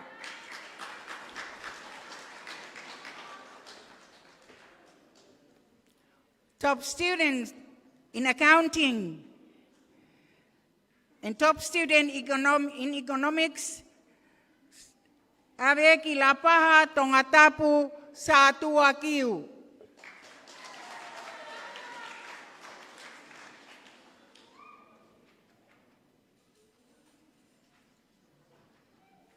Tuki mua I he lesonsio kalafi. Toi tuki mua I he Tonga moyanga whakafonua. Toi tuki mua I he leson historia. Aveia ki longo teme Tonga moyanga whakafonua, cash prize of 100 paanga, donated by Ana Veikoso Vaifo'o. Aveia ki longo teme whaatumu ha ano ha afeva ha apai sela lelea.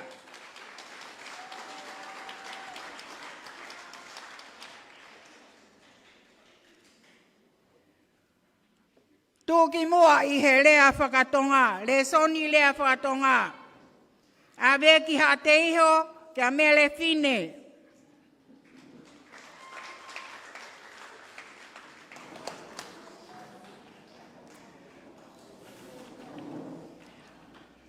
Tuki mua I he le son computer, awe ki folaha kia kadina pasoni.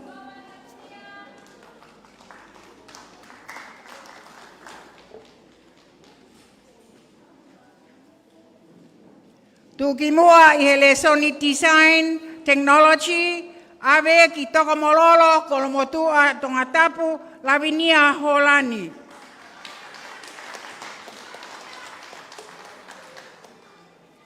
Lesoni visual arts, awe ki ngere ia Tongatapu ke mafi o kausangato.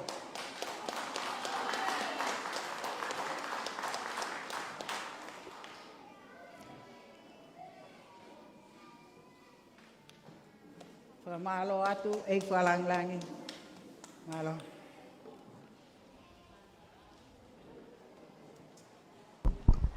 Ka hoko tuki he hiwa tiri o hoko me he ka hiwa ko e abe ko. Riweri se pana e finau ba mo senori mafile o. Hakuna Matata.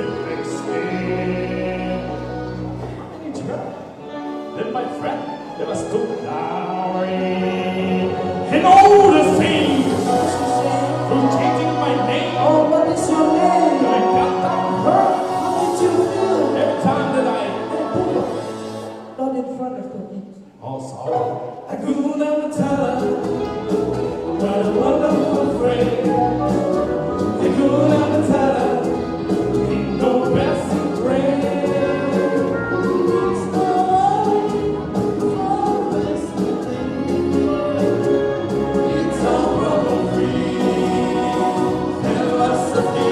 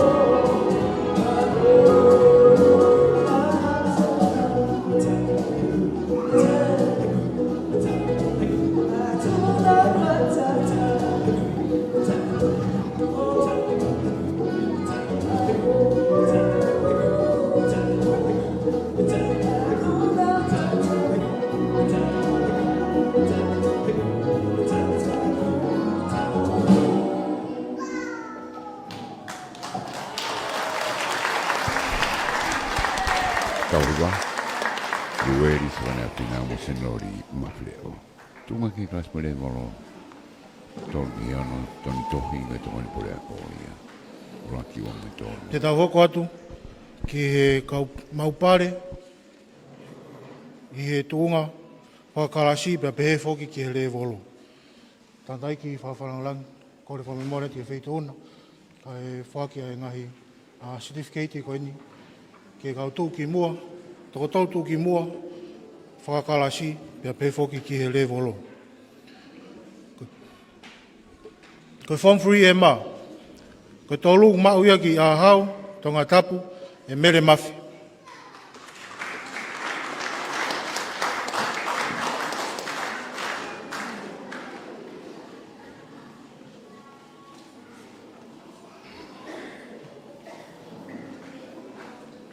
Ko e ua, mauia ki vaini, Tongatapu, rei mātua wawau, rotofoa hapai, e lesi eri waka.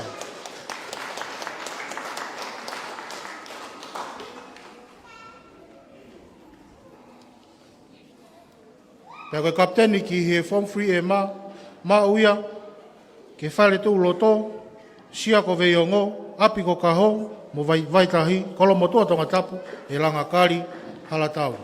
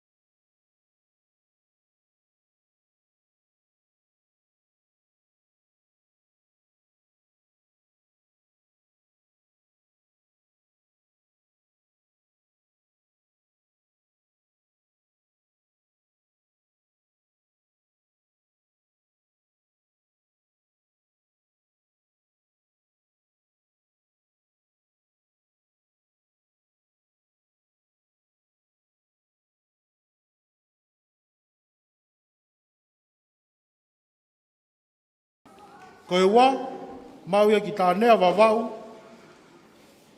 American Samoa, Kolomotua, e Sione Fifita.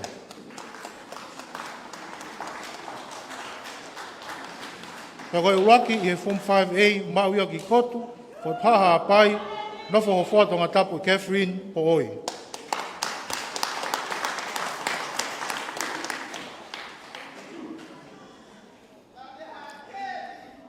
Ko i toko tolu tuki mua i he Form 5 level. Ko tolu mau pe moia ki whasi mo awhi o tungi, Abraham Thomas Talai Hau Folau. Ko i wā, mau ia ki futua hapai, nukunuku Tongatapu, e hakeri, hui hahau.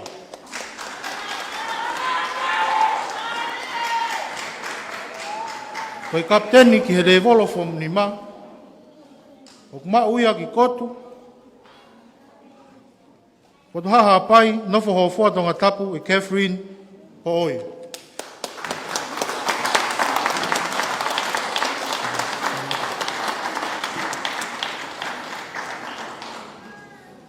Te tau hoko atu, ki he revolo fo mono. Te o whahoko atu pe ai tolu, i tuku i mua i fo mono.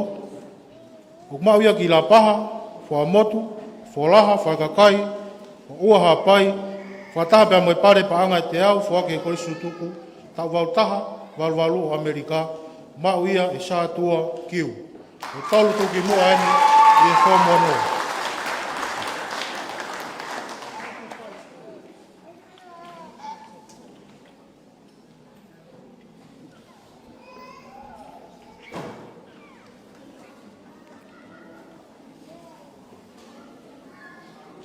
Te tau whaosi ke ngahi pare koe ni, ko ngahi pare ki he ako whakalakalaka pe koe most progressive students i he ngahi levolo.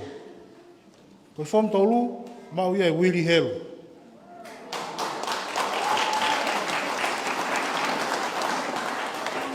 Whom wha,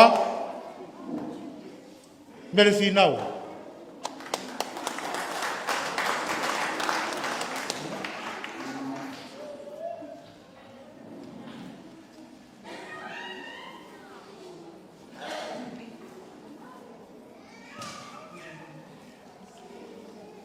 Revolo from fa, mau ia mere finau.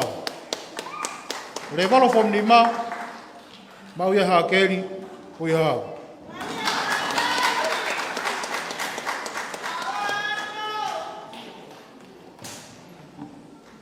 Ko revolo from Mono, whakia ki a kātena pāsona.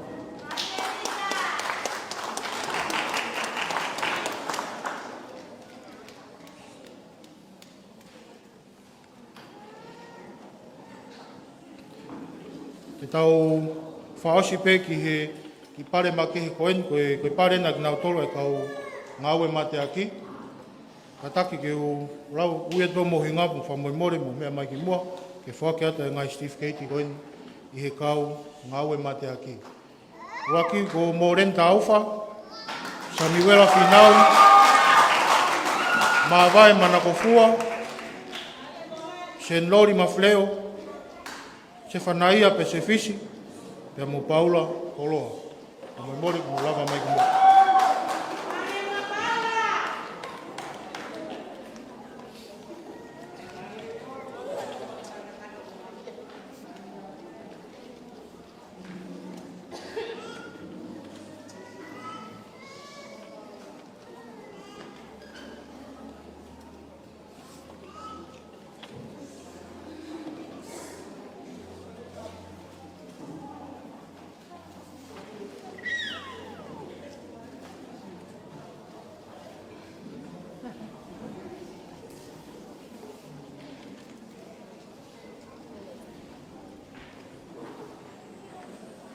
Whamalola hea tangata ikoni koe lawa rereia e konga e polo kalama. Malo. Hau heni ki ngahi pare tuki mua, pa hau te pure a koe o sana maa Latu. Ata koe hiwa, koe kau hiwa e a koanga tēnu tēnā whaia. Great impact o koe tēnā pare tuki mua. Hold on, let me like to put your mother. My live stream at Broadcom FM 87.7 broadcasting. Tanga Tonga ai abia ko malonga sa antelo. Great I am Mahiva. Choir. Abia ko malonga ko sa antelo.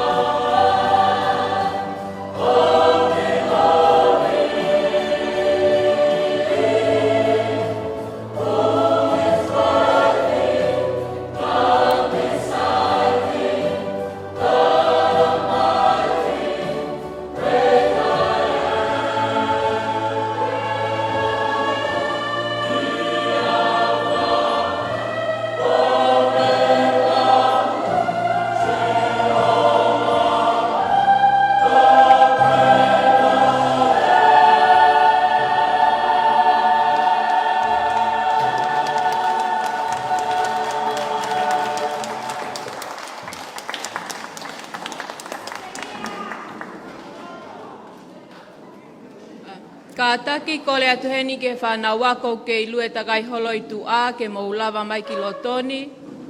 Te tauhoko atu lewa ki he ngahi pale tu ki mua o yako anga e whakahoko atu ia i he whine e ki pule ako, Mrs. Losana Latu.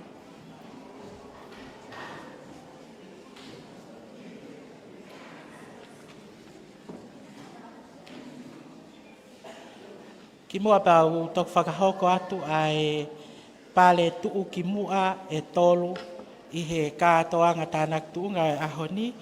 O kuiai ai pale mawahe, ko e pale mawahe ko e ni, ko e whoakia ma e whai ako ngā ue lelei taha o e tau.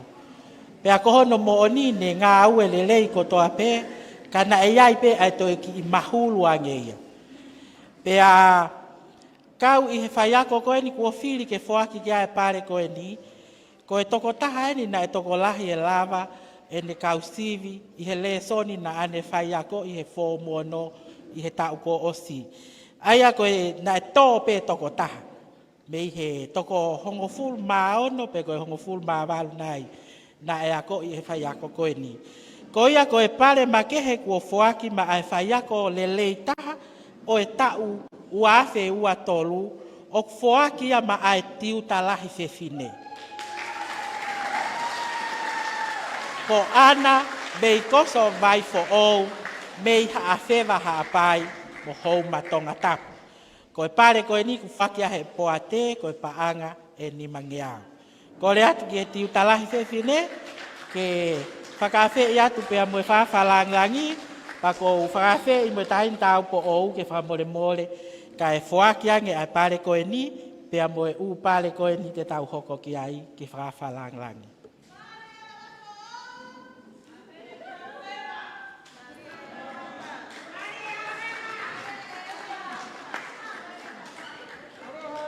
So she is the teacher of the year and she is the senior mistress of the school. Miss Anna Veikoso, vai for all.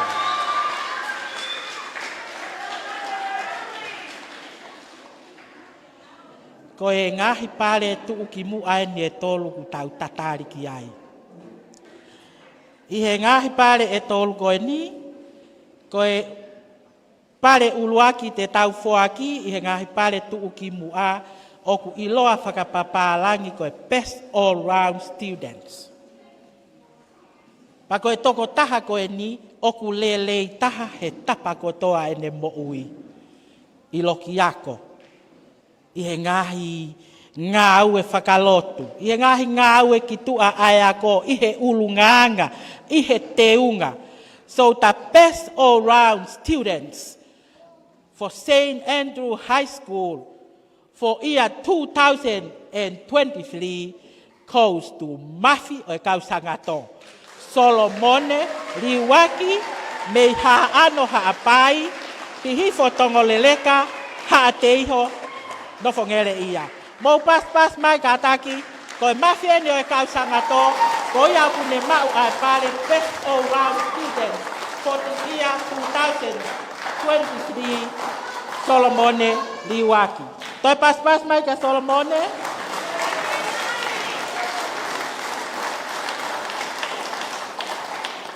Aia koe pare koe ni, o gai hono ipu, mo hono pare paanga koe whoaki he poate, ai poate a koe paanga e tahawhe ni mangeau.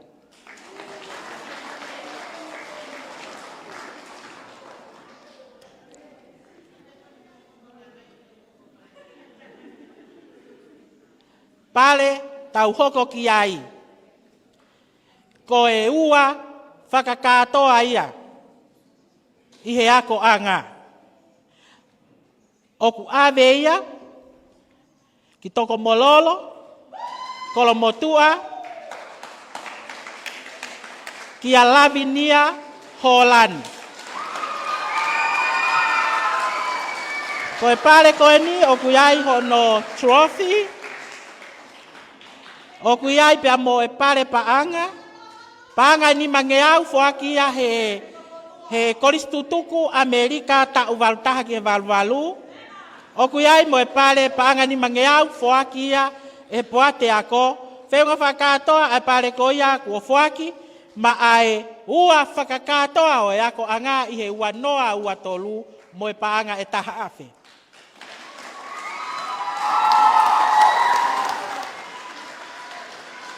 Pas kotoa mai ki alavinia.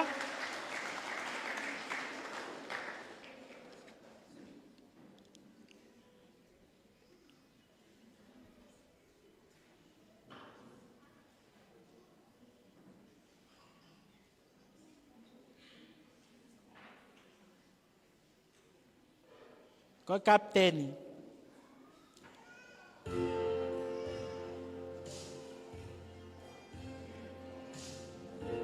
Ko le atu pē ki he haawhanga. Ke mau mea pē i lalo, e tā te whaskoe ni, e taki mai, he tangata eiki, o e kapteni,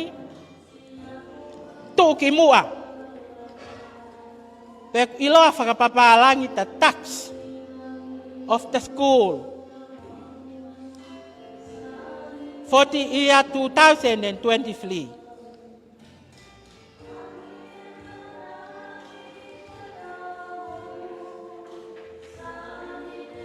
O kuiai hono trophies.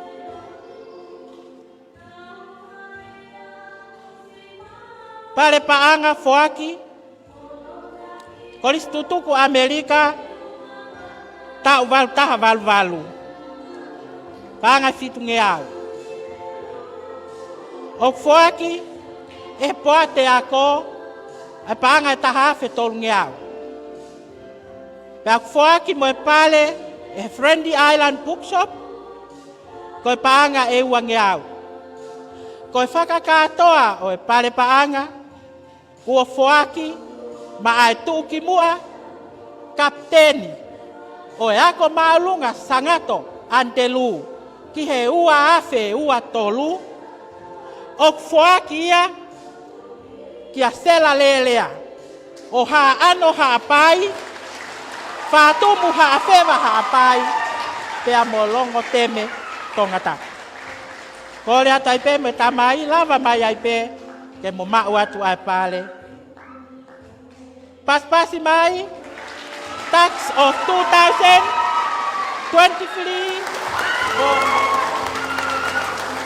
for St. Andrew High School. Ave aqui ha ano ha pai whātumu ha whewa ha pai longo teme i e whine mui ko sela lerea. Pas mai.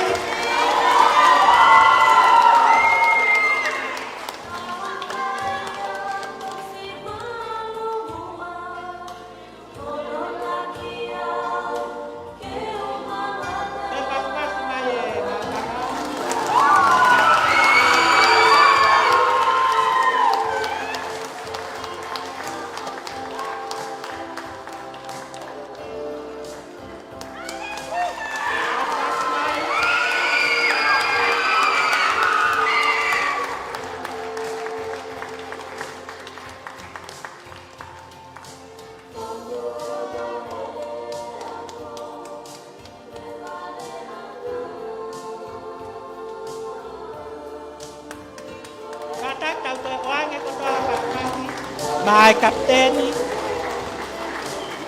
tuki mua ya ko malunga sangato antelu kako tax oe wate watolu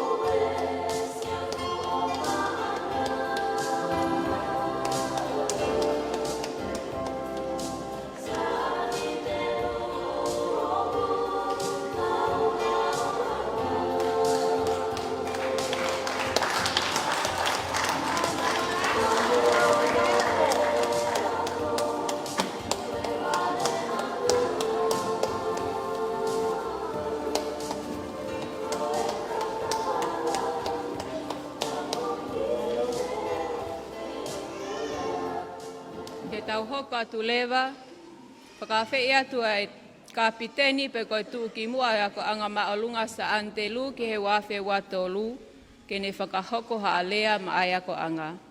Pe kahilia e whakahoko mai ha hiva e kau kwaea i pe o e ako anga. ko hiwa coming of the Lord.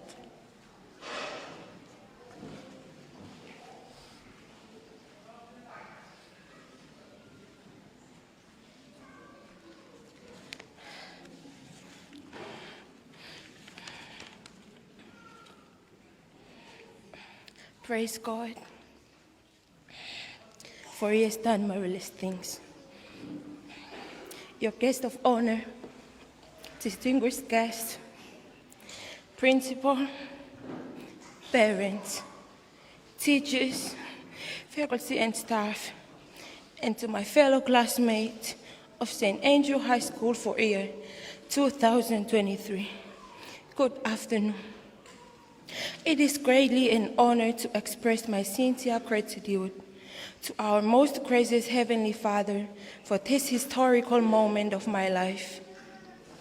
My name is Sela Sialelelea, born of a goodly parent. My mother is Fipelelea from Ha'afeva, Ha'anoapai, and father, Sivilelea of Longoteme Tongatapu. I grew up in a humble home where my parents sacrificed so much to provide ends meet for our family. Their hard work and encouragement words has always been my source of strength. Being a loud little girl in the family, my mother would always say this to me: Sela, I'm hoping that you will use your talkative attitude wisely in school, to ask questions to your teachers, to seek solutions from counselors, and share your knowledge with others in whatever way is possible. So to my humble parents, may I say, mahalo au pito. Mahalo e whei lau lau. Mahalo e tū tawhaaki. Mahalo e ngā ue lahi mo e ofa. I never would have made it without your unwavering support and faith. Thank you for your steadfastness and believing in me without hesitation that I can do it. To my heroes, my grandparents, my grandmother, my namesake, Sela Siale, whom she has passed away, and my grandfather, Devita, with all my heart, thank you for your example and always reminding me that there is always hope. To the principal and beloved teachers, thank you. I and the graduating class of 2023 salute you and can't thank you enough. Thank you for teaching, for parenting, and most importantly, for your patience. I believe some of you may have tired of my ngutu whakamatala, and some may call it naughty. However, I made sure that my naughtiness will reflect a result in my exam paper, as my mother has always desired. Thank you for making St. Andrew a place full of amazing experiences, and this day memorable. To my fellow classmates, we have worked together, and it is time for us to proudly say, we did it. We have fought until this very day. We were fortunate to call each other friends. For us being here this day speaks for our perseverance and determination. High school for me was a tough journey, for I went from writing 2 essays to spending hours in proofreading those writings. Those sleepless nights has finally come to an end as this academic year finished. I'm sure it wasn't an easy road, but through Christ we were strengthened and blessed. Let us believe and know that this is the start of a new era to each one of us, and take everything we learn to better prepare us for what lies ahead. To all my friends, families, and all of you whom I have crossed paths with, thank you for your time, for your love, and your willingness to help. I hope that the Almighty will continue to shower His blessing upon us, and wish you all a very Merry Christmas and a prosperous New Year. tua ofa e ki atu sela se alelelea.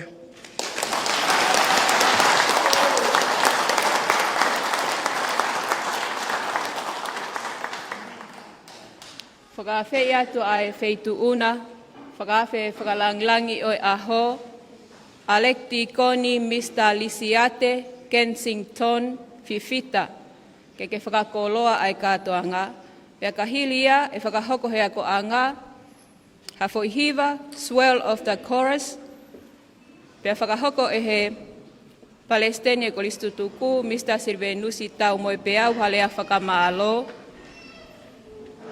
pia toi hiva mai pe ai ako anga, whakawhetai eiki, pia hoko ki ai a himituku e whakahoko ia e he kapiteni o ako lolotonga, ki he ta uafe wa tolu, pia whakamole a whata whine tuku afu, o whakaosi ake e tau katoa ngā ai lotu tuku.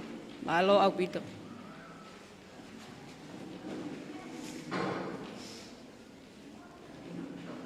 Tapu mo e whio e tolu tahai o tua, o tau lotolotonga. O tua ia ku kamata ai ai poto, e apasia ke te ia.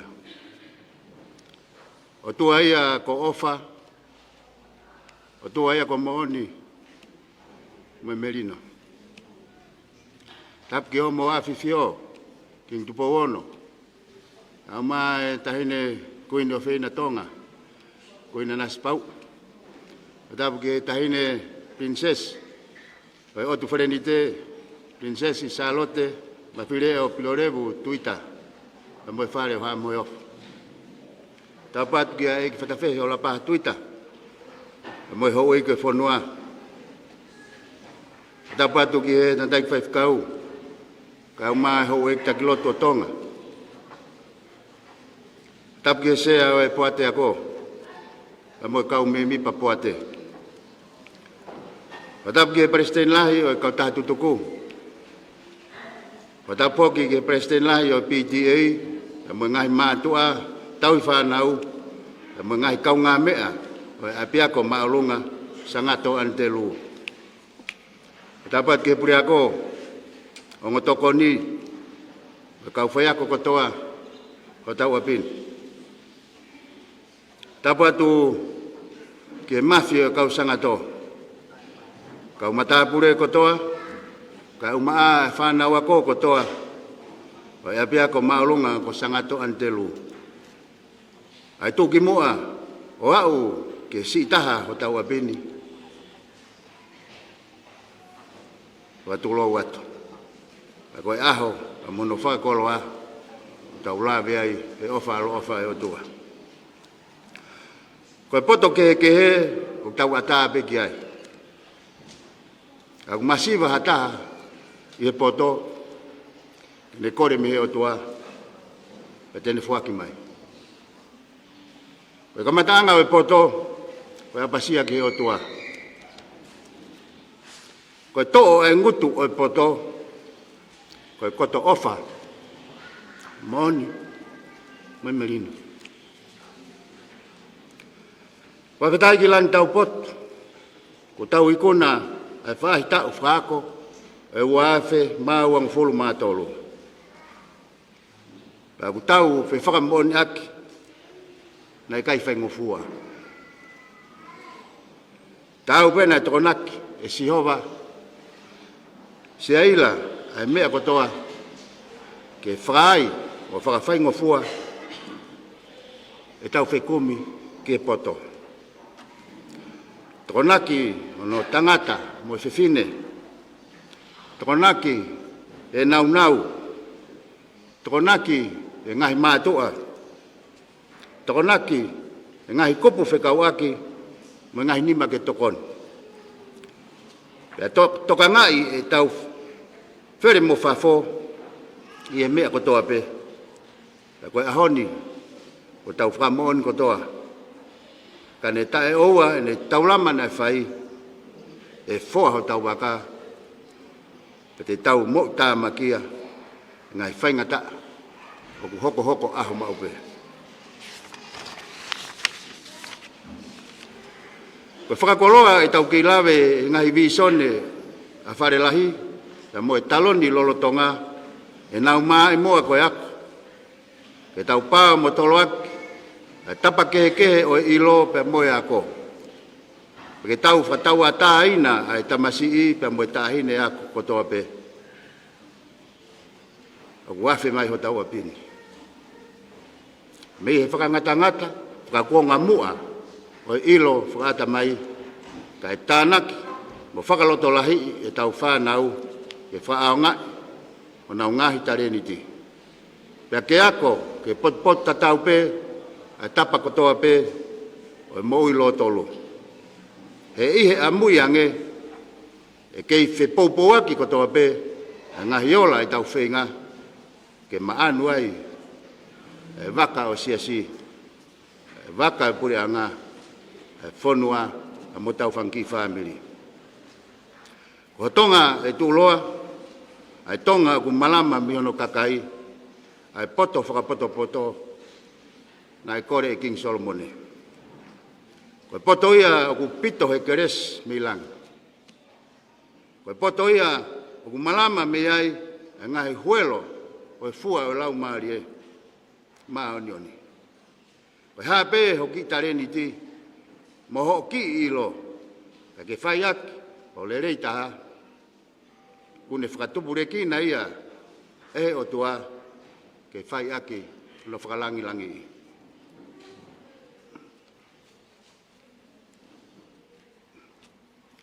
I understand that we have our good friends here who are with us, seeing our current project through. I thank you appreciately for your kindness and patience with us. Please know that your toil and kindness are necessities for the education of our children. You may have witnessed that Tongan only resource is its people. They say that the reefs of today will be the land tomorrow, so as our children. The future of our island kingdom depends on the amount of love, truth, and peace the children will reap from the school that you are here to help. And thank you and wishing you a Merry Christmas and a prosperous 2024 of atu. Kau tau tutuku, mo moui ofa, mo moui mooni, mo moui merino. Te mo osiki ai aho tatikaha, mo utu ai haloto ku poto, te whakafuafua aki o mo ngahi aho. Wa malo atu, ke puri ako, mono kau toko ni, kau maa kau tiuta, he katoanga whakafuofa, o e ahoni. Tawange pe ke mo mau, a taimi maa lolo le rei, pia ke hoko mai a kirismasi, a mono tapua ki whakalangi, o whaki kotoa ki tau tolu. Pia ke mo mau foki, a tau fōu mo tapu kina, mo tupure kina i pe, e tau lalaka atu i he ofa, la moi mooni, la moi merino, au tau e ki o tua. O kou whafofonga atu, ai alek pisope o tā siso purinsia, a te aroa pe munusila, o sione, silongo, ruila kepa, whawaa pātu, o walai atu.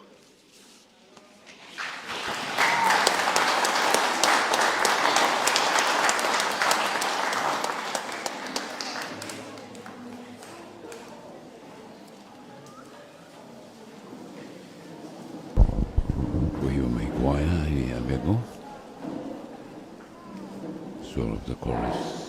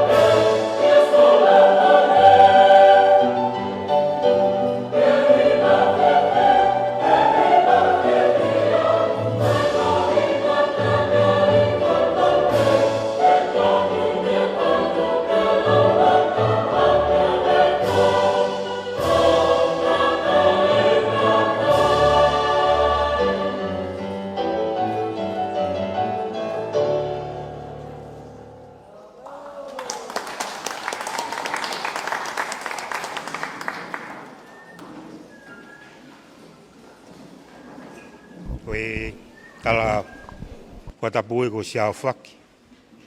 Paugore ki uwhanga tuai. Tala kakato e whanua mo Latu. Ka e whako te whatungia ko ni ko whakauna ki ai. Kulakanga ko e Palestini ko e Sutuku. Ko ea ko anga maalunga sandi lu. Whai atu haki I whamalo. Tau whawhitai pigi tu e langi. I ene whao mai tau whanonga. Whao ko e tau katoanga whiwhia ko ini. Ka tau ni fito ko e maalari e tau whanau ako ea ko ngani. Atu e whamalo ki nga taiki arikti ko ni. Pēranga taiki whai whikau. Mo lau maari lere mo mea mai o whalangilangi katoanga e honi. O ku hounga mau pepe mau inga ki ako. Ai whingau e aki ai siasi. Kau mai ko Sutuku. Pehe ki e poate ai kau ngai mātua mo kau whai ako. E ngai tari whatongia o tau whai ko poupou ki ako lolotonga. E ko whiwhawonga e atua e hounga ia moni o i ko Sutuku. I he ki poupou o whai me he Saswa England Tonga, ka uma e te asisi o provincia. Ato e whamalo mo ke heni ki he tain tāpo o ka uma e taini puri ako. O mo taulama i api akoni, e whai tau whaako ko ni. Tau wa umaen ki onu whao singa, e ko tuipeu tau whiwhia ko toa, i ola o mo ngā uilei ka uma o mo kau whai ako, mo kau ngā ue i o tau apia koni. Mako tumtumu e whamalo ko whamalo ngai mātua. Whamalo o tō mou, roto le rimo mou lau maari, e o mai o mou whanau ako, tuku mai mou whalala ki whai anu ako I. Me hea kaonga sāndilu. Whawhiwhia ke te maudou ka ko Sutuku e maulere mai. O ku ke iai pe whanau ako hen, ki kakai pe apini. Ko I ko mo loto to mo loto off ke o mai mo whanau ke ako I heni. E hange pe na mo mea ki ai he whamatala e hinei ki bure ako ki heni ribotu whatau ngai tokoni mo ngai off ako inu whai mai ke api ako o hounga lahi pa tau whamalo pa koe amana ke lei ai e to langa ke e tunga whaaku o ia ko ang marunga sandelu. Ko to ai whamalo lo to honga mon ke mo to matua tai whanau. E tō anga mo I poupou, mo whai ke mo whanau, ke ulawi monua I ako marunga sandelu. Ka māloa te si whanau ako, mālo I tō anga, mālo e ako, mālo e tarango fua, koni o lawa tau ahau. Pea ku tau whaamu ange pe, ko hae ki mea, mo hae tō tō mo kukuku, o mau te ako angani, e aonga te ki mo tōru, ke ka haunu. A reikari tigoni o whatonga ia ke pe, ki tō lahi o ka inga kotu he ni. Pa ko tina whoki mai koe whao si ako koe ni, I whao stau, I nau tō tō mahi ka moa moa, moa wheke maa si ma heni, ke ki iau ke tau tai a mautoro koe me namu. Whawheta, ulawa tau a hao, po whamaloa te ngai mea ko tō mai ngai ngau, o lava, lewerewa maranga, kau tatau atu.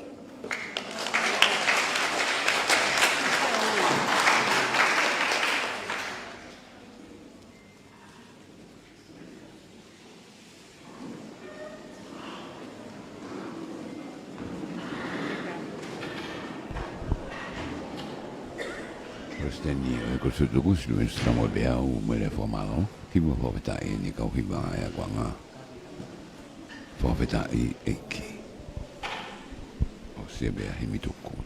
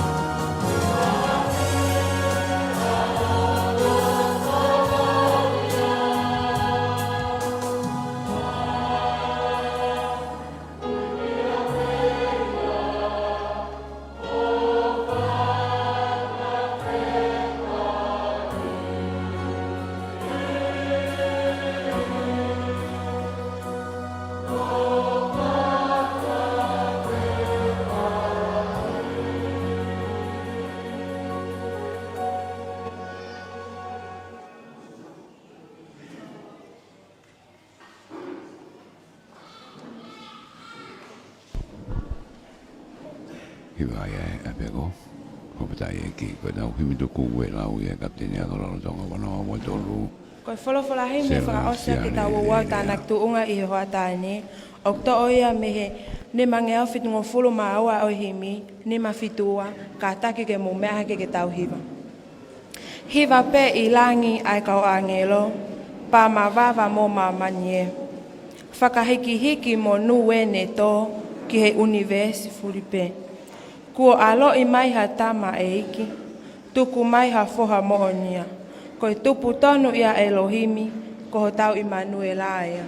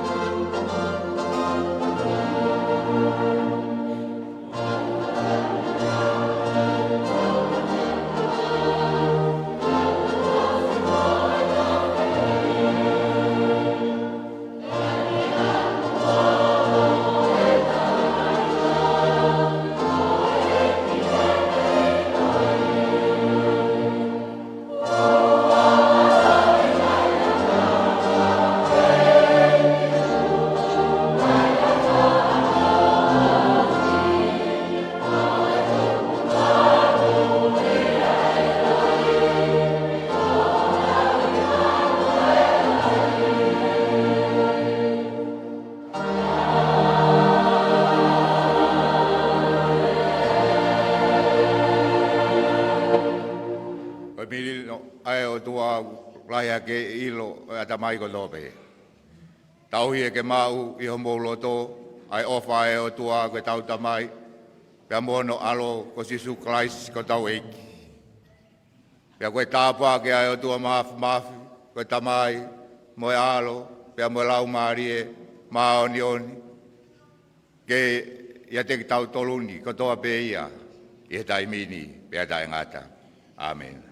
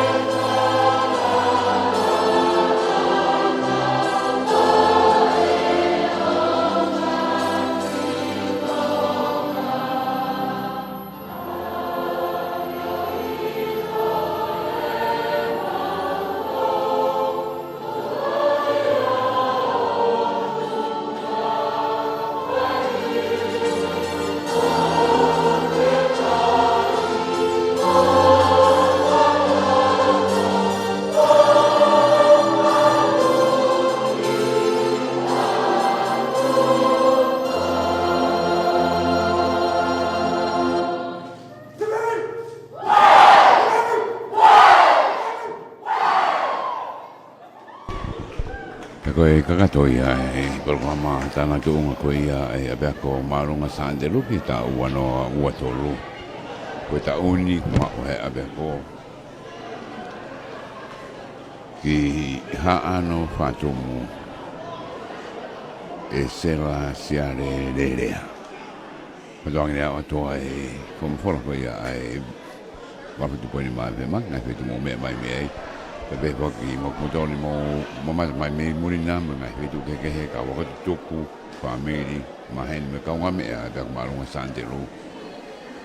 Patongi nea wai wahe a te whia ko ia honi. Peke lahi ngahi porokrama o ki te tari mai. Tonga tō whairi pōtu he taimini. Ka whai patongia ko ia me he broadcom ni nau kau mai koe ki he ahoni ko Whiria Paia, Webster Junior Lea, Aripate Junior Kisina, ko tare votu i fua, me sa ki whamu ki oa, ko sa suaka, mo mea.